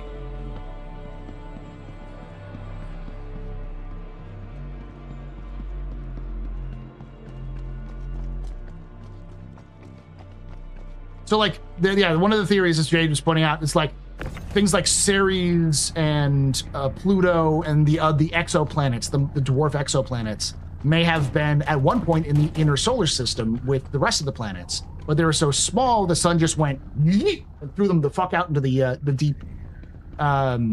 deep space, whereas the bigger planets were either fucking Pac-Manning and consuming all the smaller bodies, or taking the hits from them and eventually stuck in there.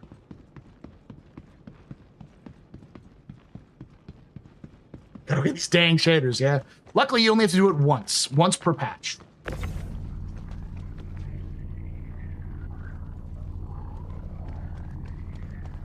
Yeah, moon's the reason why we have tides. If we didn't have the moon, we would have wild tides due to Jupiter's gravity influence on Earth and tilting up and down in Jupiter. Yeah, which could have been one of the reasons why life existed on Earth, for example. We don't know. And that's why science is important. Because the more we find out, the more we understand.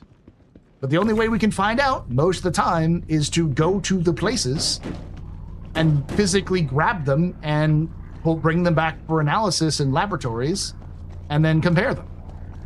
That shit is expensive and time-consuming.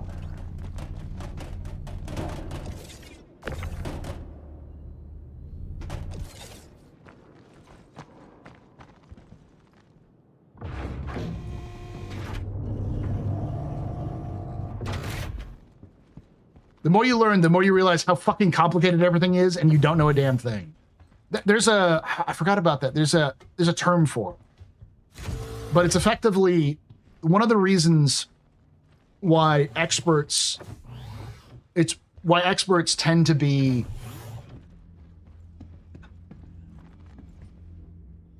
I don't even know what it is. What it boils down to is that people who go to school or go through education or study and learn things, the more you learn, the more you realize you don't know fucking anything. And the better you get at a specific field, the more you realize you really don't fucking know everything. So an expert in a field will be like, okay, this is what we think happened. We don't know, but this is generally what happened. Or we think this is what's going on, but we don't know. We need more study. And even if you get more study, we're going to find out more things that we generally don't know. But your average person who's like, I'm an expert at everything, is probably a moron, because they don't. The more you realize, the more you study, the more you don't realize you have no fucking idea. It's the old Socrates quote. The only thing I know is that I know nothing. Launch sequence complete. Don't you prove it? Yeah. Yeah, they're both fucking... They are brain dead.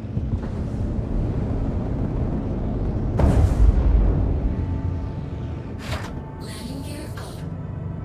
Yeah, Venus is crazy.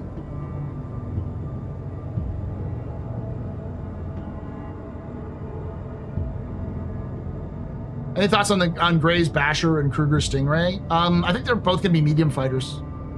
I'm hoping the Gray's Basher is the Mustang Hornet combo we've seen before.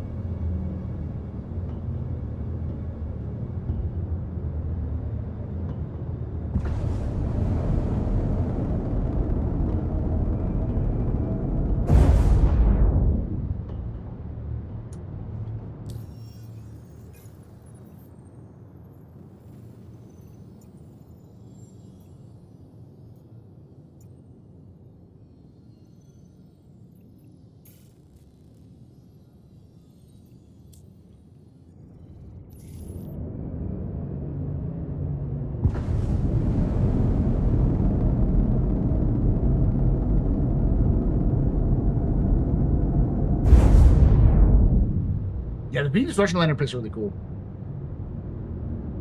I was a Venus skeptic when it came to because I've heard so many people be like, why should we go to Mars when we can go to Venus? It's easier, and we have a better chance of actually like living in the clouds on Venus. And I'm like, that's stupid. And then I did more like look into Venus more, and I'm like, these motherfuckers may have a point. You're not fucking touching on the ground in Venus ever, but like a Columbia, floating city style would happen on Venus. Travel engaged.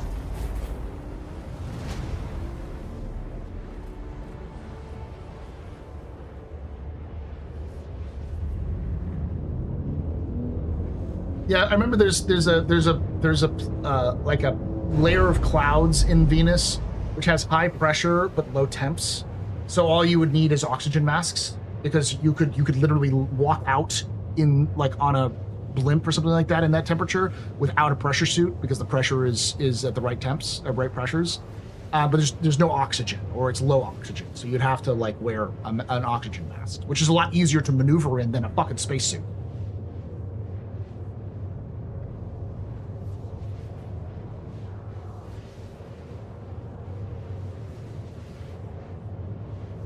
Plus, there's the insane one where NASA's like, what if we built a nuclear-powered submarine, or drill/submarine, and sent it to, what is it, Europa? Fucking dug through the ice and dropped the submarine into a place which have a high probability of having life.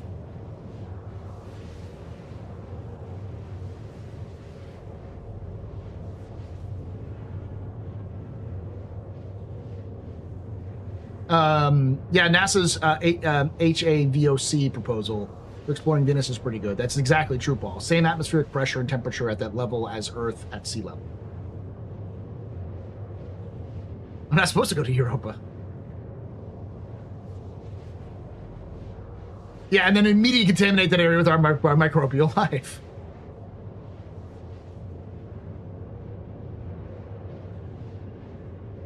That's the catch-22. We don't know if there's going to be life on Europa, which there could be,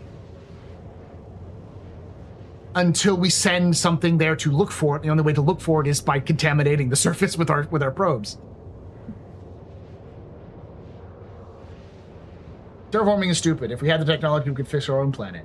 That's the reason why I don't think terraforming is stupid, because if we can learn how to terraform other planets, we can terraform Earth.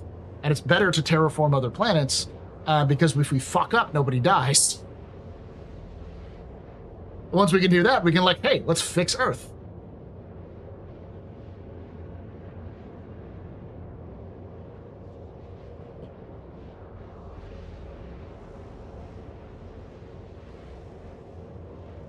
Yeah, that's also true. We can fix our own planet right now if we all use the will to do so. Yeah, I know that I know nothing. Yeah, that's the Socrates quote. Ba-da-ba-ba-ba-da-ba. My line of thinking is the Basher is just a Shiv that has firepower against a single ship and can stick them. It could be.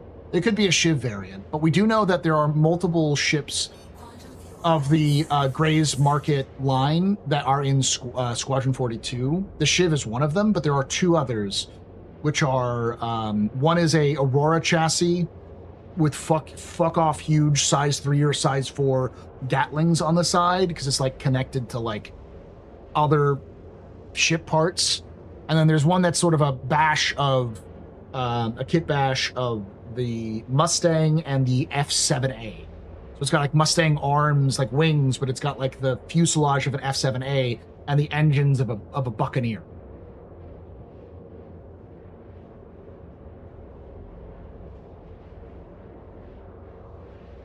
Is the Shiv why the Cutlass has been ignored?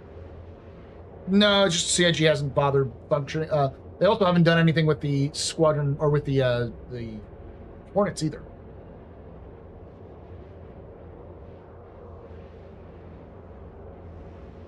Maybe easier to discover life from Saturn's moon Enceladus. Yeah, that's true.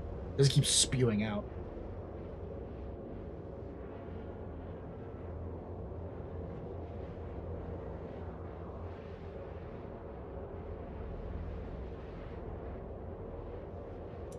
Yeah, why not fix what we have before we don't have it and have to look for a new home? The argument I've always had with space exploration is we can do both. In fact, not only can we do both, but it would probably help to do both. Every single time we've pushed ourselves to put humans into places they usually are supposed to be, we've come back with technologies or understandings that have helped us dramatically at home. Without the space race to go to the moon, we would have never developed the satellite networks we have now because we would have had the technology to develop it, which has helped us understand more about our own planet, the problems it has, unique weirdness it goes on to. It helped us miniaturize electronics to create things like the computer revolution. It led to things like GPS and even the internet.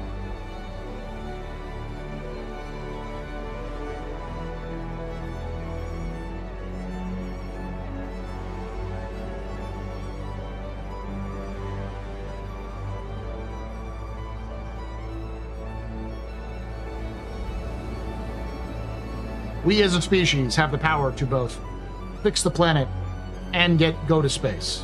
Those are not diametrically opposed things. The problem is that we believe in this idea of a zero-sum game where all the money needs to go to one place or another. Which, relating to the Star Citizen, is another problem with people when they think about Star Citizen. People often think, oh, well, it's either Squadron 42 or Star Citizen, not realizing that they're kind of connected in that they both use the same engine and they have similar developers. But people think it's a zero-sum game. Like, a lot of the updates we have for Star Citizen come from Squadron 42. What the fuck is this goddamn jump point? Behind me, is it?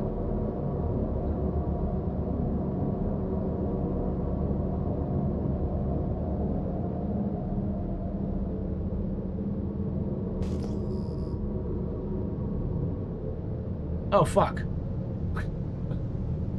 Hey, Space Cutlet. I'm gonna go fly to Space Cutlet. Hey, buddy. Come here.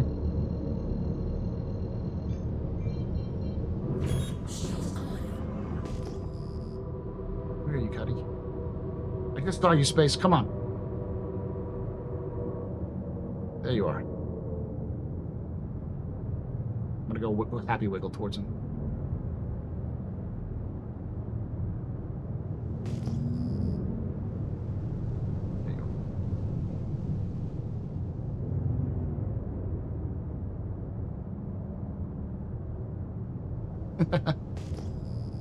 Why is he in a...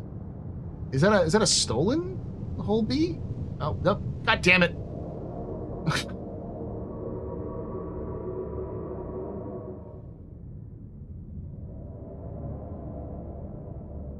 We...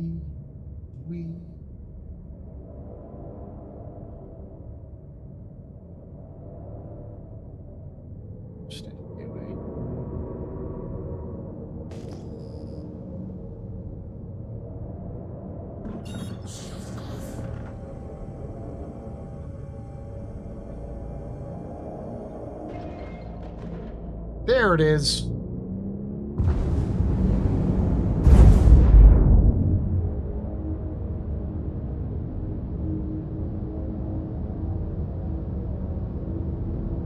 I wasn't gonna ram him. Why would I ram Cutlet? I just wanted to go up to him and then happy wiggle.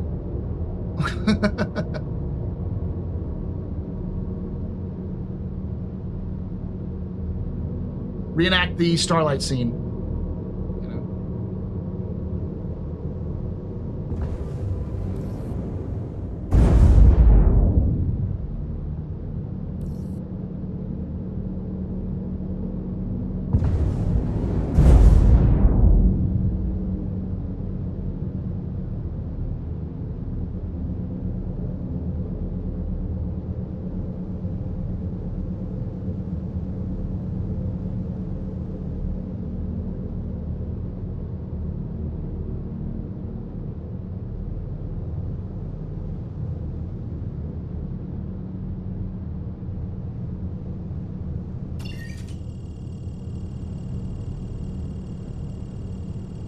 Any thoughts if we have a moon base before 2050? Depends.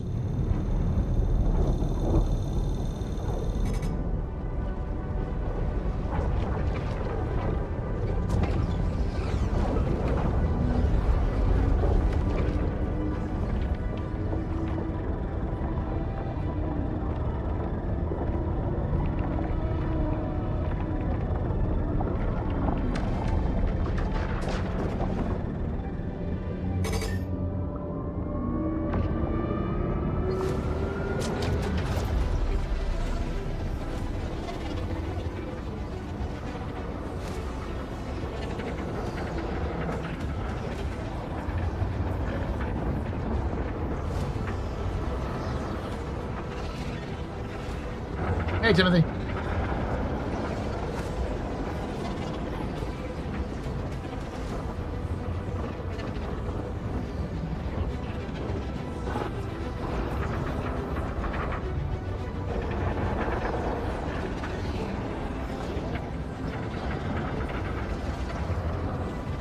Bro, I keep having a hard time with this game. It will punch you in the dick. Are you having a hard time because of bugs, or are you just having a hard time figuring out what to do?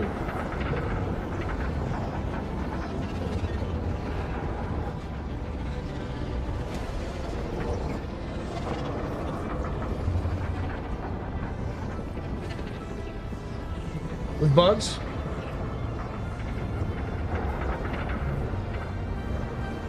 Probably a hard time getting in right now. Generally speaking, yeah. That's why the Captain's Table topic for today is for the call-in show. If you want to join us, we'll be doing on Discord. You can call in and have your opinion. Is Star Citizen dying? I think it's mostly a joke for some people to say like Star Citizen is reached $1 billion, and then it's like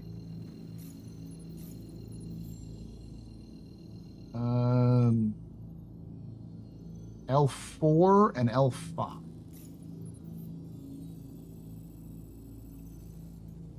Nope, I guess we'll go here.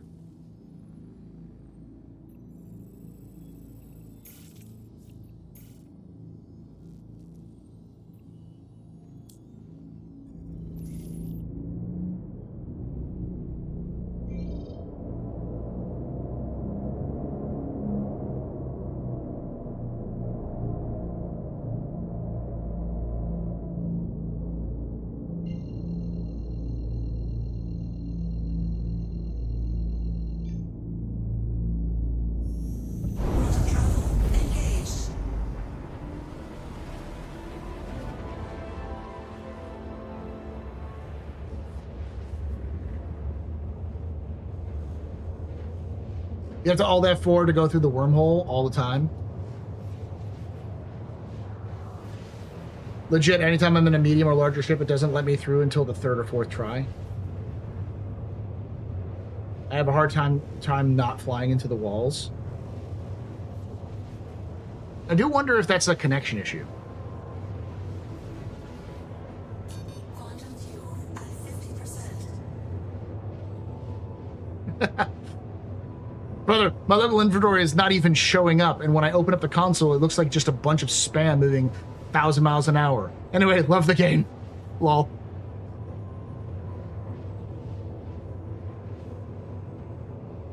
Great guy, thank you for coming in. I remember watching you like 8 years ago. I was hoping we'd all be playing a full game by now.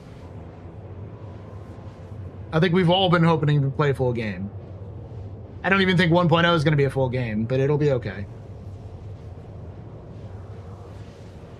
I always say this, and I know in the past, especially, I've heard Mike say this, that saying this thing sounds toxic, but it's like sometimes it's just, if you like the game, the game is gonna go through some issues.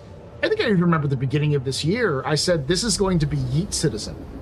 Like, this game is gonna push out broken patches every month or every 2 months, because they're just trying to get stuff out, and it's gonna break the game. And that's kind of what's happened. That's what 4.9's gonna happen. They're gonna have instancing and it's gonna break.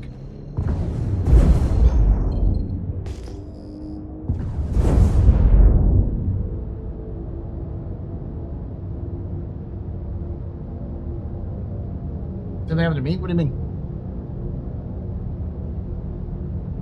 This could be gray hair. Oh, gray hair? Yeah.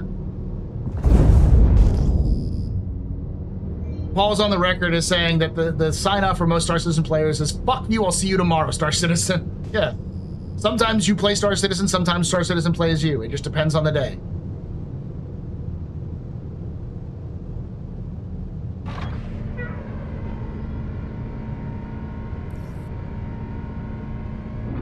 Shield on. Landing gear down.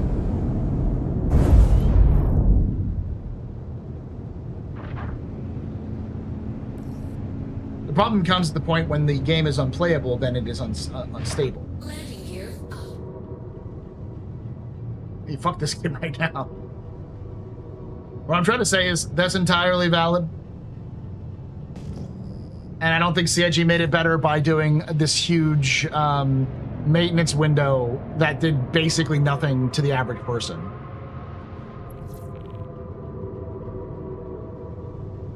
If you're in charge of the storyboard, come up with a logical plot as to how a civil war between Terra and Earth could begin. How the UE progressively fall apart. The easiest answer is economically.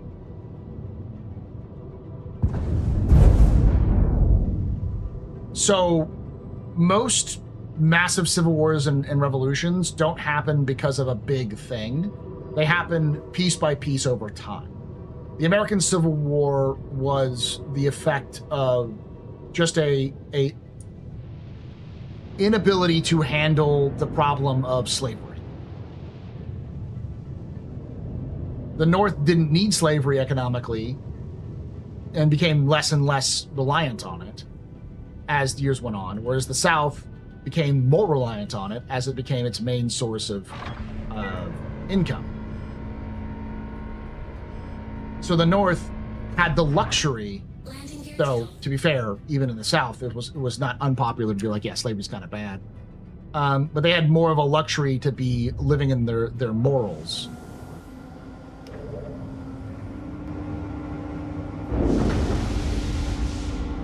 But the South also became paranoid. Anything that could threaten the institution of slavery wasn't threatening the institution of slavery. So it became, you either help us impose slavery on the rest of the state, the country, or we leave. And the same thing happened to a degree with the Civil War in one of the many civil wars in England, right? But there was more to do with like who should rule the country, Parliament or the king. How these sorts of questions come up stems from power. How does power work? Who gains what power? And often it's that power that is conflicted with society. Power and morals crossing in some way. In like ancient Rome, a lot of Romans didn't feel like Roman citizens didn't feel like Rome was valuable to their existence. They saw it as this oppressive group that would tax them and then fuck off and then actually protect them. And then you didn't help that you had people like the Christians, which were popular amongst some of the more larger groups of the empire, like slaves and women. And the more they pushed, the more Christianity would flourish.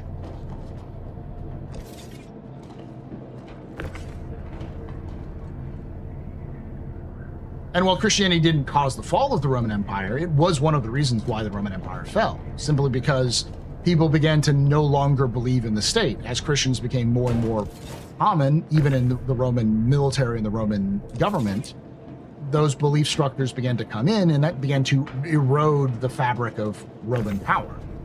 On top of that, you had other people who were sacrificing for the state, like Germans, who should have been at least in power, or at least should have been emperor, for instance, that they didn't give citizenship or power to. And so those Germans took it upon themselves to instead turn on the Romans, for their own people. And because of that heel turn against the state, Rome started to fall apart. So if I were to do a civil war situation in the UAE, it would be many reasons. One would be economic.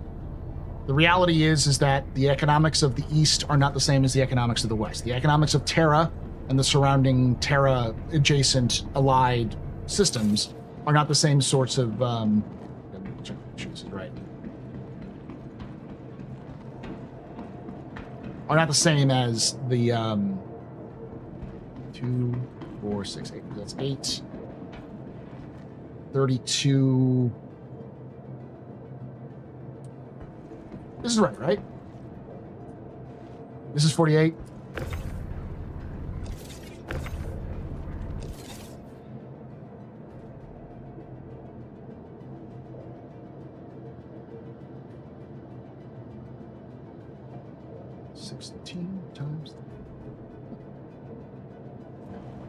Problem is, if you send them down and you have the wrong number, it'll fuck them up.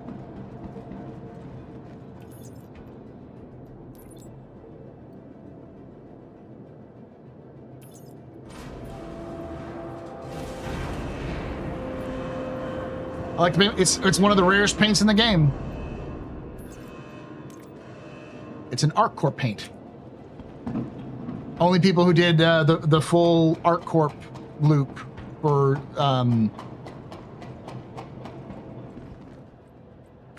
Resource Rush got this paint.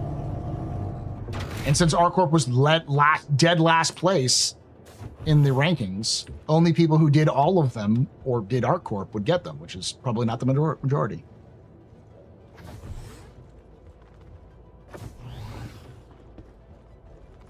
I'm McLovin' it for sure. So, to answer the question, it would have to be economics based. So there's got to be some sort of economic problem that hits Earth that doesn't hit Terra, or vice versa, which sort of drives the two sides away from each other economically. So maybe some reliance on trade with the Xi'an is what's driving the economic boom of Terra. And because Earth doesn't have the same connections, they become more insular away from, and its surrounding areas become more insular away from the systems that are closer to the Xi'an Empire. And I do think that the Tavaran are going to play a huge role, and non-citizens are going to play a huge role. There's going to be some sort of conflict where the non-citizens of the UAE feel like they need more representation. They don't have enough representation. And they feel like the citizens are sort of a elite plutocratic class of rulers who are disconnected from the average person. And that conflict is going to drive a wedge between the Terra and Earth, because Terra is far more sympathetic to non-citizens than Earth is. And I do think that the Tavaran will also play a factor. I think the Third Tavaran War, which I've been thinking will probably happen, which is going to be more like a Tavaran Civil War, will determine who's who. So.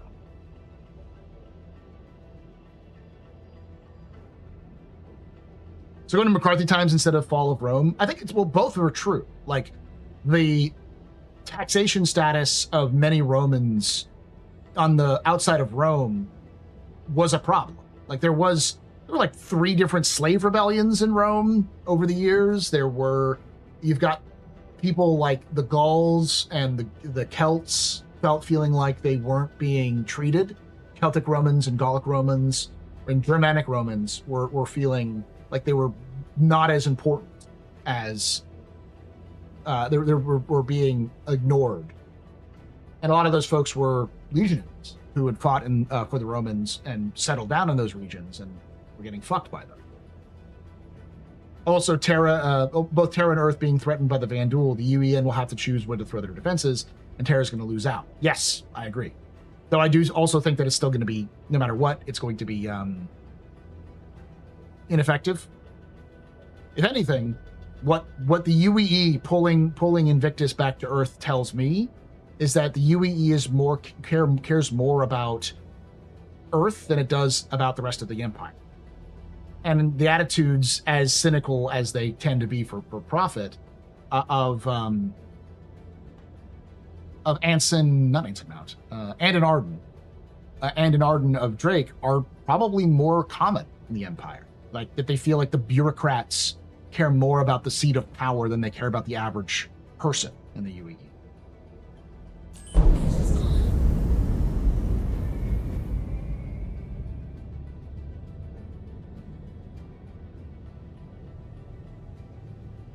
Yeah, but most people don't live on Earth.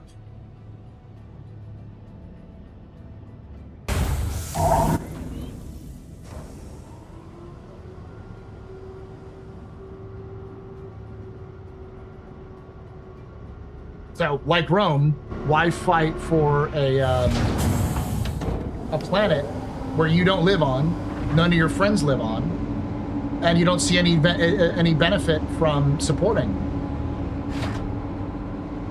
Like, your struggles, all you see is your tax dollars going to them, and no benefit for that process.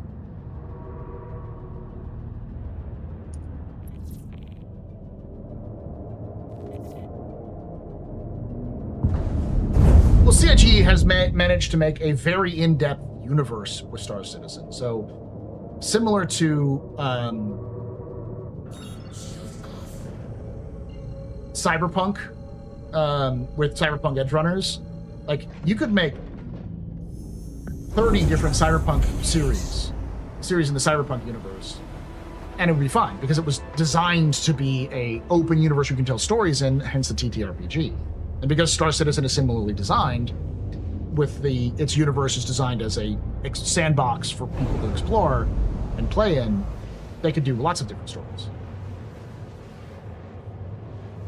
Didn't Earth have some major climate issues? Yeah, but they fixed them. The issue was more the amount of resources to support the population of Earth became too much. And so as humanity began to spread out to other star systems, they needed to, the Earth began to empty out as it became easier for people to leave. So Earth is probably still one of the higher populated planets, but it's likely not nearly like Terra is almost certainly more populated than Earth.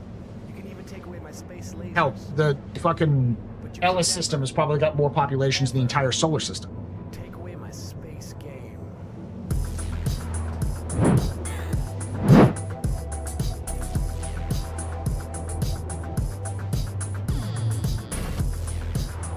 Exactly, Bree.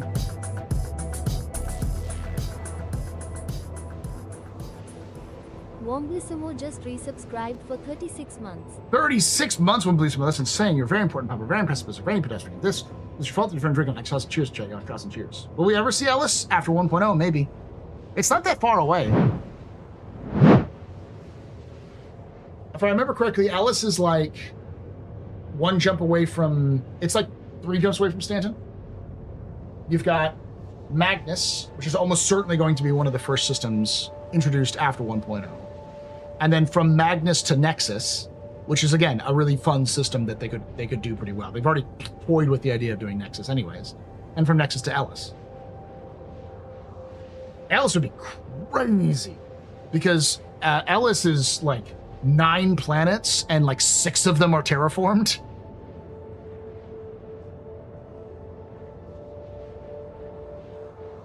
It's a huge system with lots of land.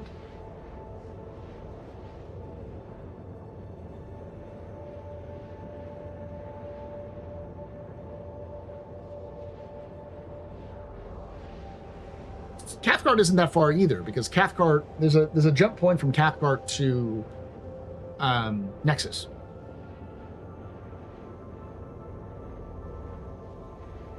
It's not Space Detroit, it's Hurston. You haven't seen Space Detroit until you've seen Borea, where Drake is headquartered.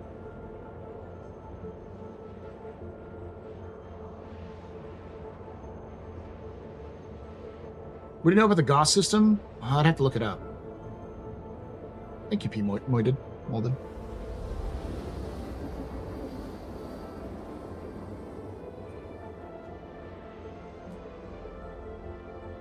I've heard of the system. Oh, it's a binary star. I think it's only 2 binaries.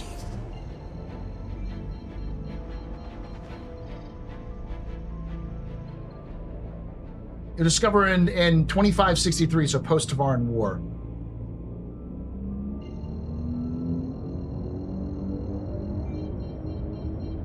Goss was initially settled by a plethora of naturalistic religious groups, likely motivated by the belief that the system's majestic nebula scape would allow them to better communicate with their deities. As a result, the population today it prides itself on its self-sufficiency, producing their own goods and with little excess. And the end result is that Goss is a no place for a bulk trader. Build UE also regularly utilizes Goss as a port of call for shore leaves. So it's fuck.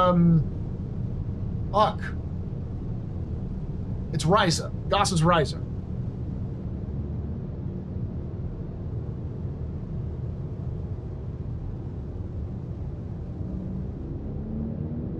God, yeah. It's also connected to Terra, so.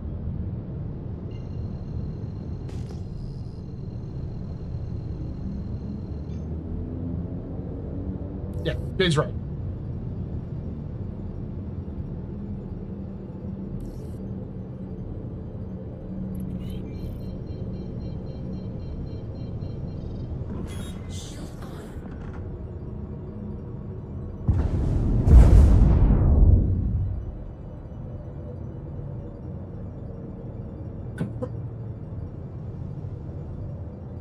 I see most players residing in, depends on what kind of player, but I think most players will either be Stanton or Terra.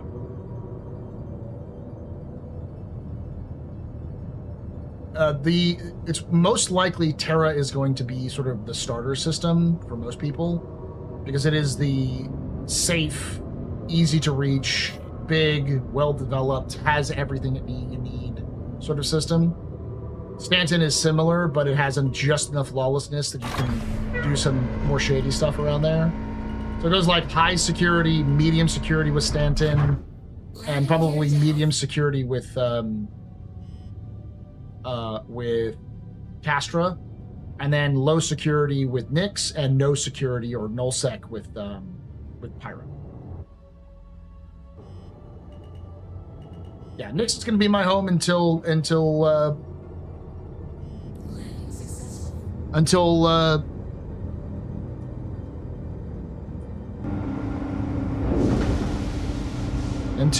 Magnus gets in. Then I'm going back to Magnus. Until Magnus is in, my heart resides with the People's Alliance.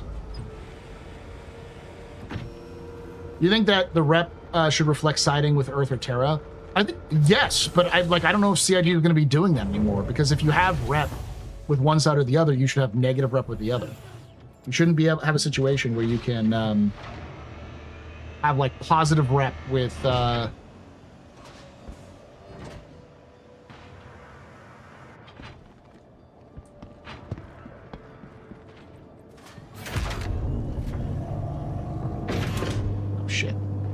Wrong side.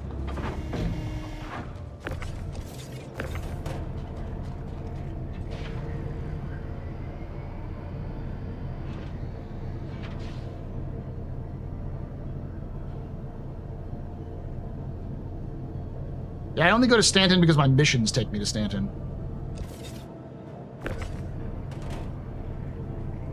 Yeah, we'll eventually see a Vandal of Bacon Birth.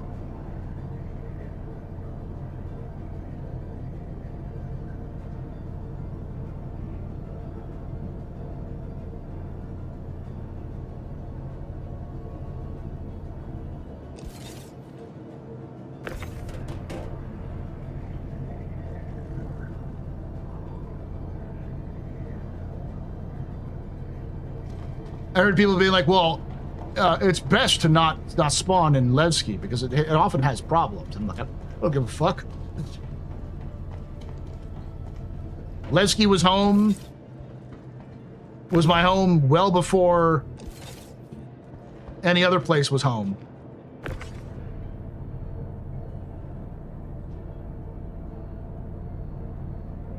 Old heads know, remember Lagski. We love Lagski. There's a reason why people were super excited when Levski came back. It was my home then. It'll be my home until actual home shows up.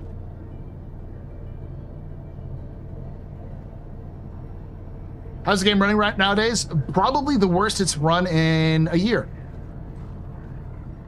That doesn't mean that everything is awful, but you're basically rolling the dice when playing the game right now.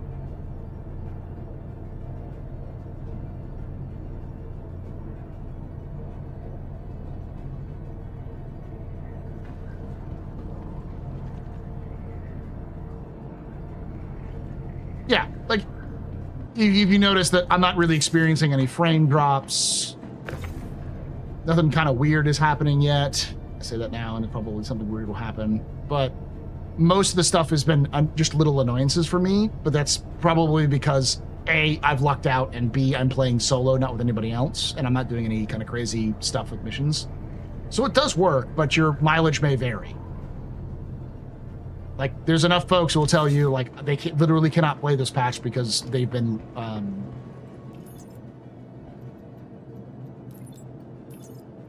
shard locked, or not even able to launch from the launcher.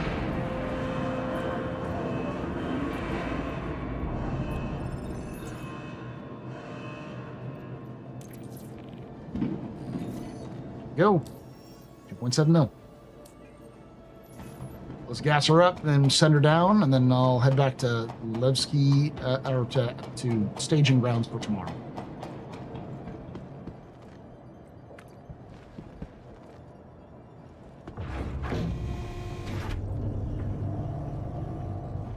I haven't played a lot, so what's it like compared to 3 to 4 years ago?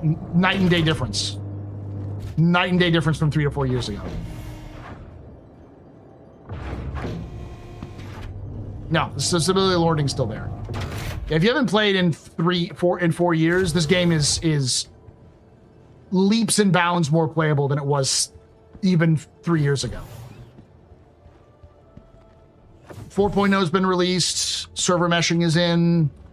We're looking at servers of 600 to 700 people on average.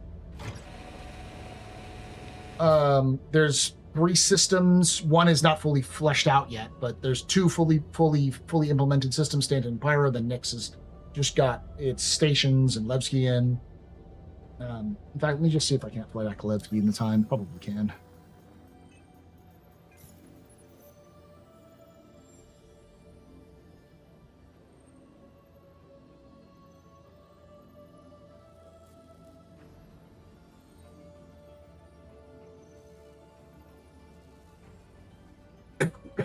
I would say 3.18 had a lot more problems than just the login issues, and that 4.8 doesn't, but the comparisons are understandable. Quantum fuel at 100%.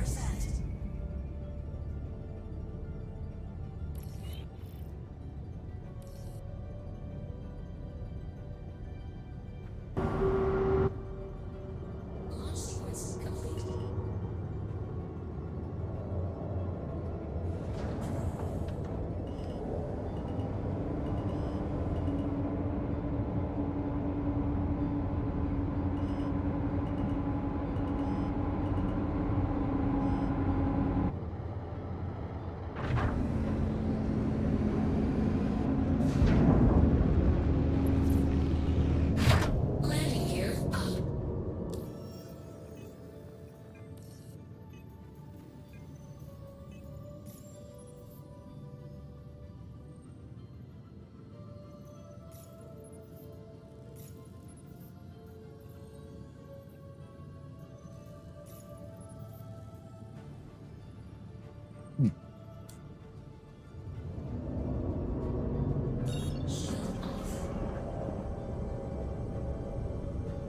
for Hardcore X Gateway. There you go.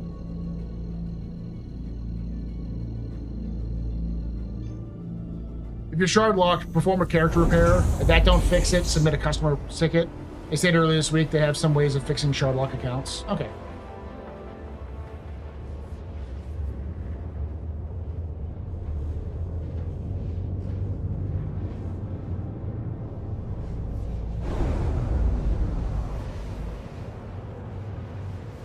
Like it's hard to experience. Like you may not Necron, which I don't know if we had freight elevators at the time when you left, but what I just did was finish up a freight mission where I sent all my mission stuff down in a freight. It's a new stellar freight mission, so I went to another. I was in another system. I picked up all the cargo, traveled through a jump point back to Stanton, to then drop off all of that cargo for a mission. And then inside missions we have reputation. And these reputations will give us different ranks, and these ranks will help us unlock more missions. So like I'm in Redwood Hauler, so if I go to Interstellar, I've got Rookie, and then I also have small scale. That's Rookie. I should have more, but I don't know if that exists. But like, yeah, you can also see right here. This is an example of a large one, but I have to pick them up in one place, R-Corp area, mining area 061. Then I have to deliver it to Sunset Mesa and Talos Beach. But I get 747,000 AUEC.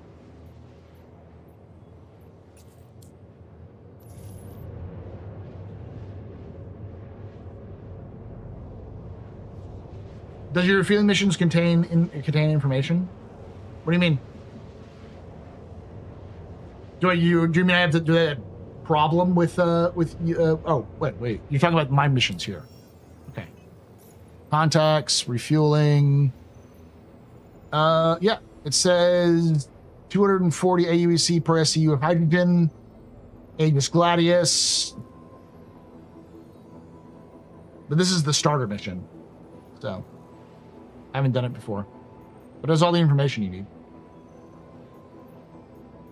There's also salvage missions, collection.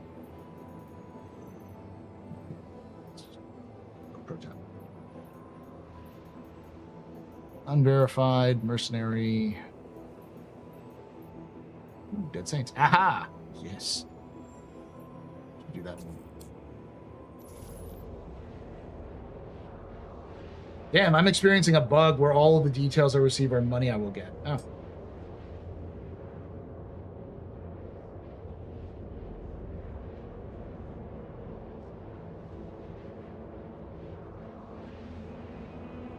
Location would be good for refueling. Well, yeah, just generally speaking, it would be. But I don't think it'll reveal the information until you accept it. Yes, however, sometimes you can't log in and get a 60K something, and then that work. Okay.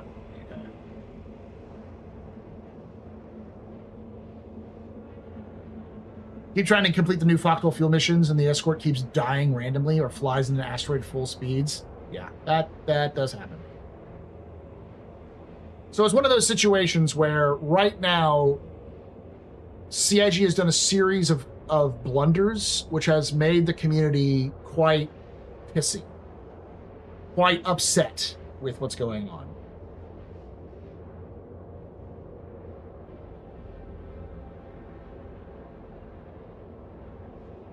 No, I mean nothing. It just shows you the credit you'll get when completed.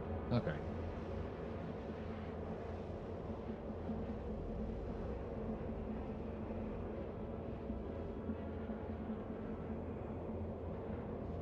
Am I using... Oh, yeah. But from Stanton to Pyro is not readable in mission text.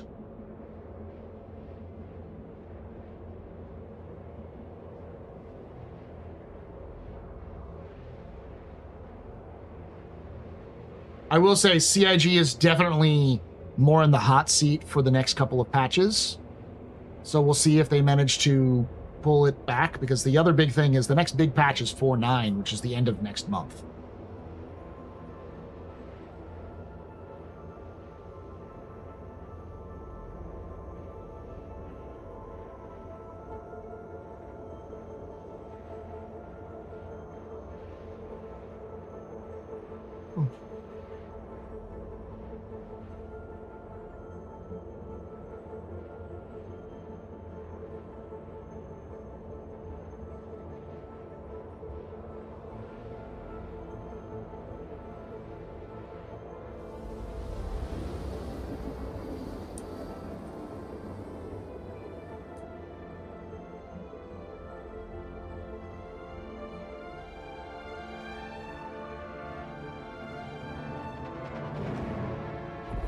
Quantum travel complete.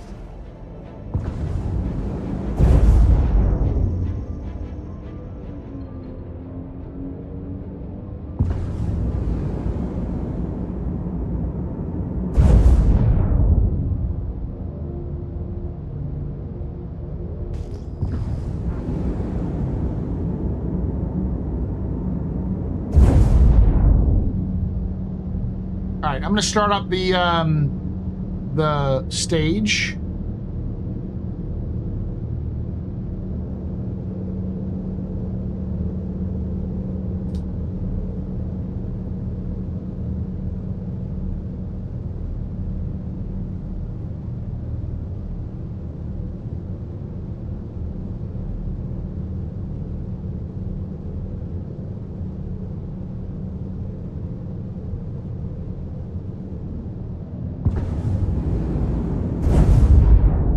So you can join in on the Discord. If you need access to the Discord, join in, go through the welcome screen, which requires you to select something to do to be able to like talk, and I'll bring you in.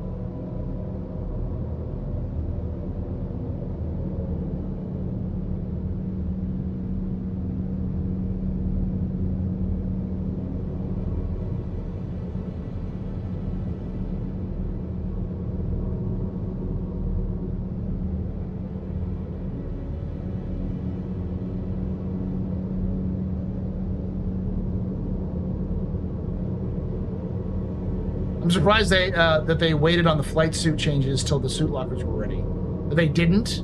You're surprised that they didn't? Yeah. Well, it's because it was ready. CIG is in the of the opinion of like if it's ready to go, they're gonna push it. And they had a bunch of cool flight suits to release, so they just did that.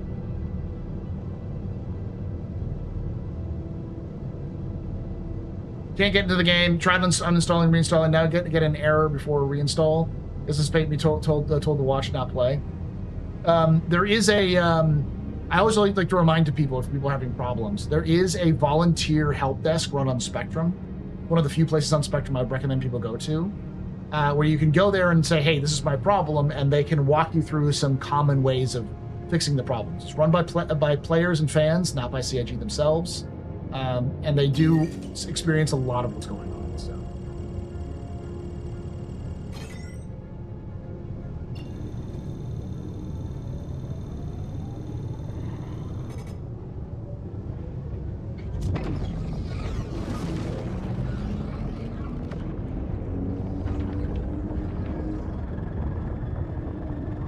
Pizza, Paul. Pizza. Yeah. Sometimes testing can be helpful, yeah.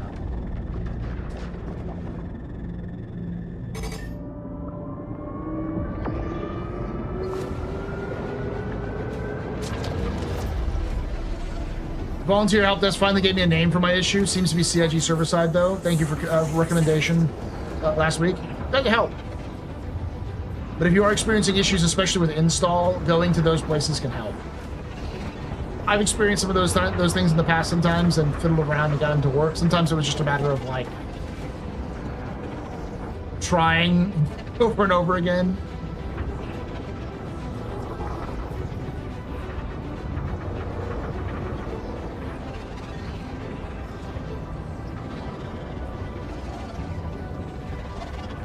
Maybe something like an invasion force of Vandul punches us all the way to the Earth itself. The Navy is distracted with the border crisis, border and crime systems.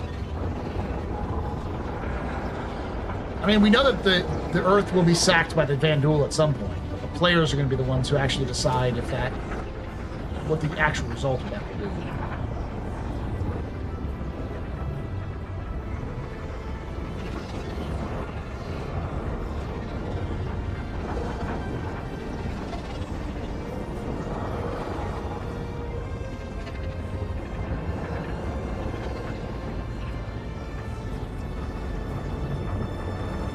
Captain's table starts in about 20 minutes.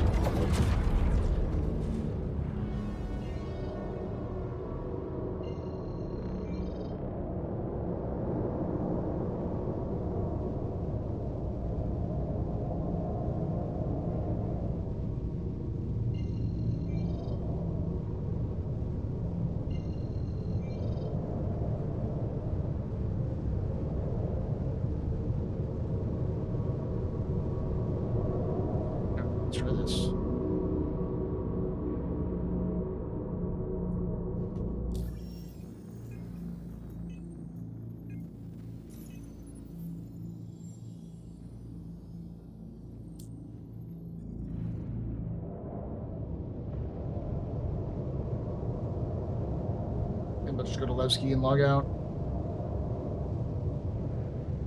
Delta. Stanton Gateway. I'm trying to find Service Station Alpha. There's Levski. There's Lambda. There's Pyro, right? This should be Alpha. But I'll just go to Levski and log out.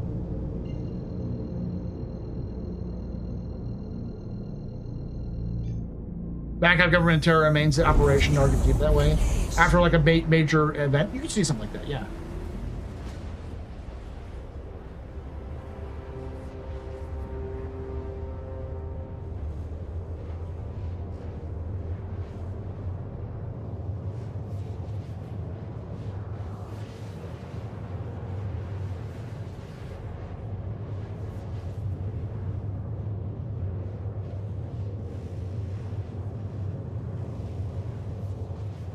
That Earth and Terra, that's where I keep all my stuff.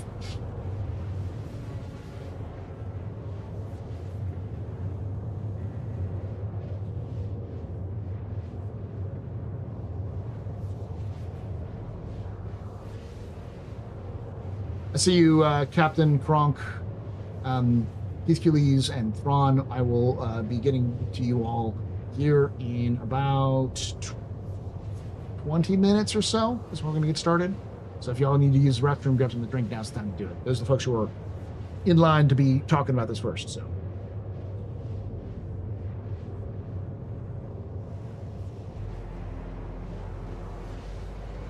Oh, and they left.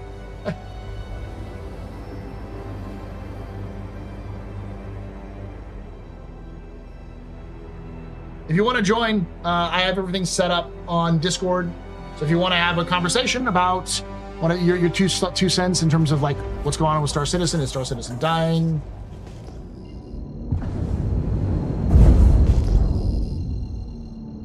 Is for it just a bad patch that'll pass?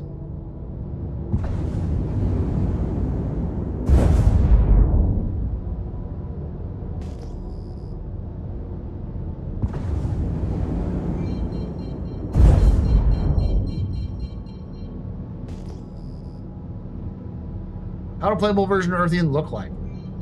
You wouldn't be able to... I don't think you would be able to travel down to the planet. Like, think of it like this. Earth is almost certainly heavily monitored and heavily guarded. So you'd probably have to do something like a flight corridor. So you have to request landing permissions, and then you'd get a flight corridor where you could only stay in that flight corridor, or even your ship would be taken over by the landing services, and they would land your ship through that flight corridor to the location you're going to.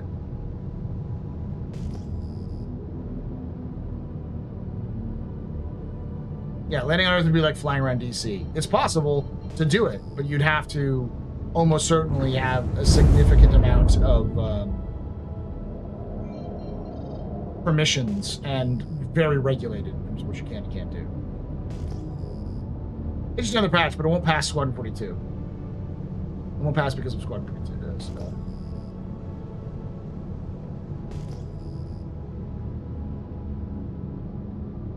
Oh, how would be a playable invasion of Earth?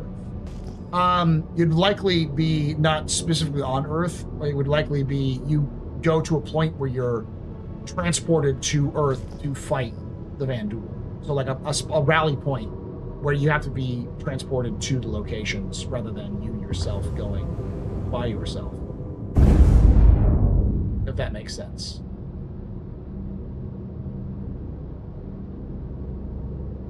And a lot of it would be fighting in space.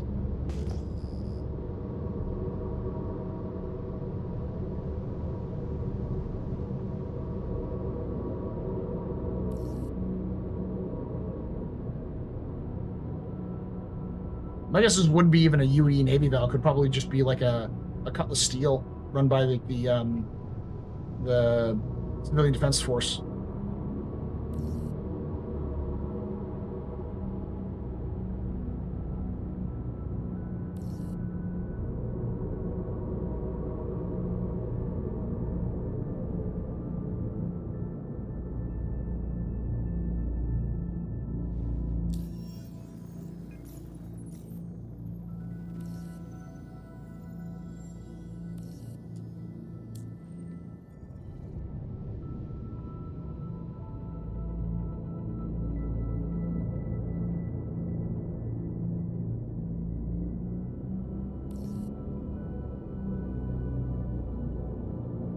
They let me land.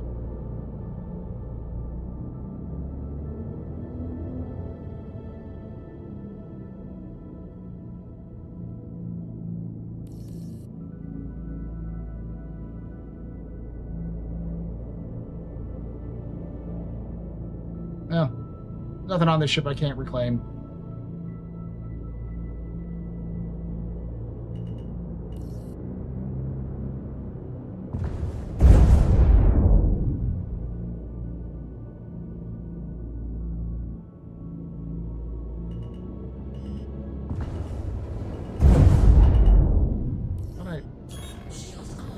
Oh, it wasn't done. I was like, why is this handling so weird?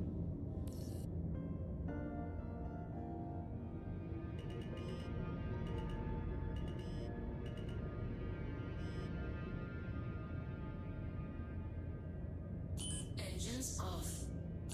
Engines on.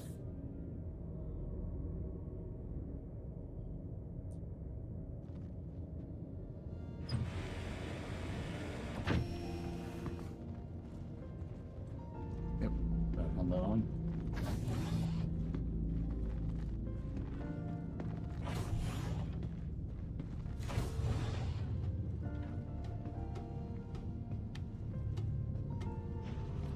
Yeah, I'd be cool with more. I mean, they're definitely doing a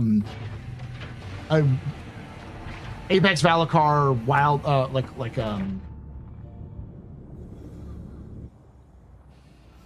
was it called? Good.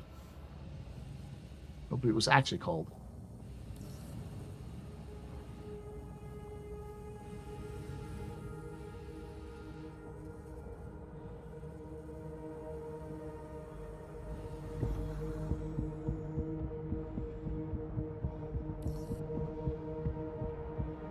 I miss last year's year of playability.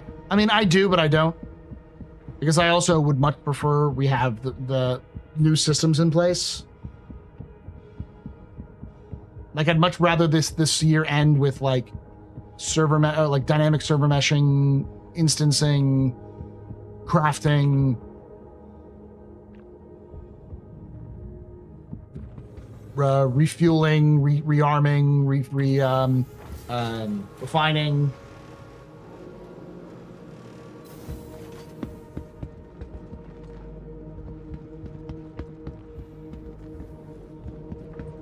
Scanning, hacking, push-pull, service control. Yeah.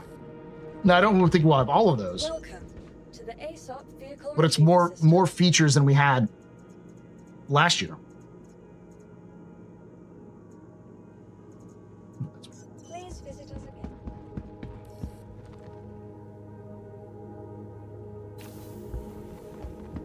again. Do you think they can actually get dynamic server meshing? Yeah, of course they can get dynamic server meshing.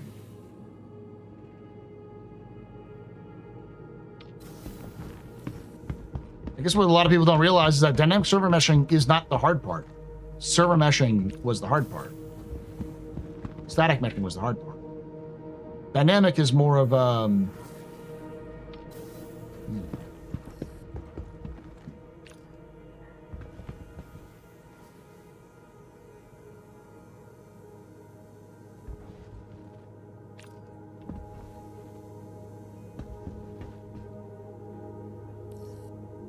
yeah, like dynamic meshing is simply just on the fly changing where the servers are.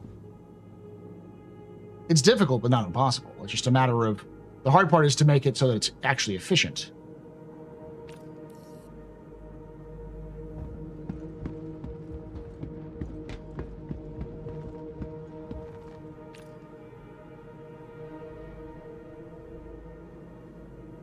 I think the server is dead. All right.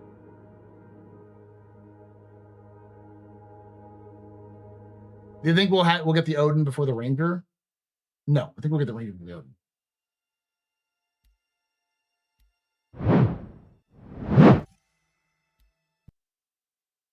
All right, y'all.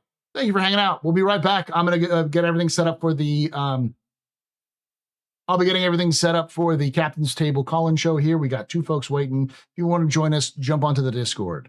I will be unmuting myself in Discord as well earlier before everybody else, so that y'all have can hear, those of you who are waiting can hear like who's going to go first and second, all that kind of stuff. The topic is broadly is Star Citizen dying, though more specifically I want to talk about your feelings about the current state of the game, and if it is a situation where it is a bad time to play, or if is this just a transient thing where it's like a bad time, it's coming up, or is it more of a sign of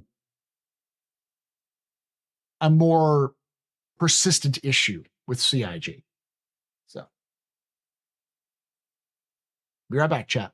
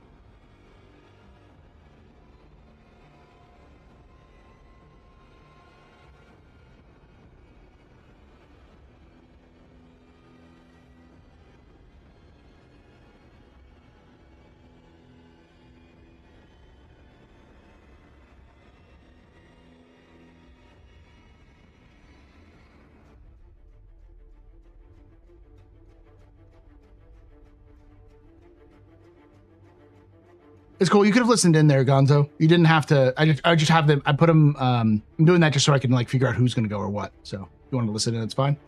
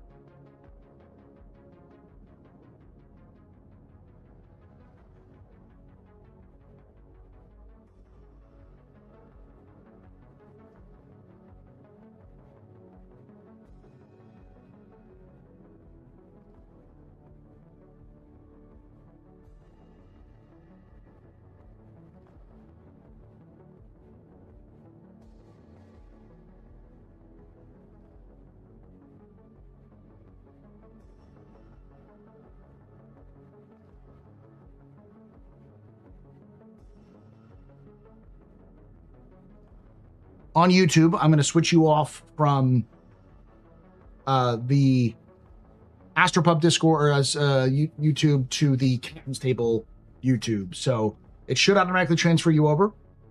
But if it doesn't, let me know. Everybody else, we're going to get started here in a few moments.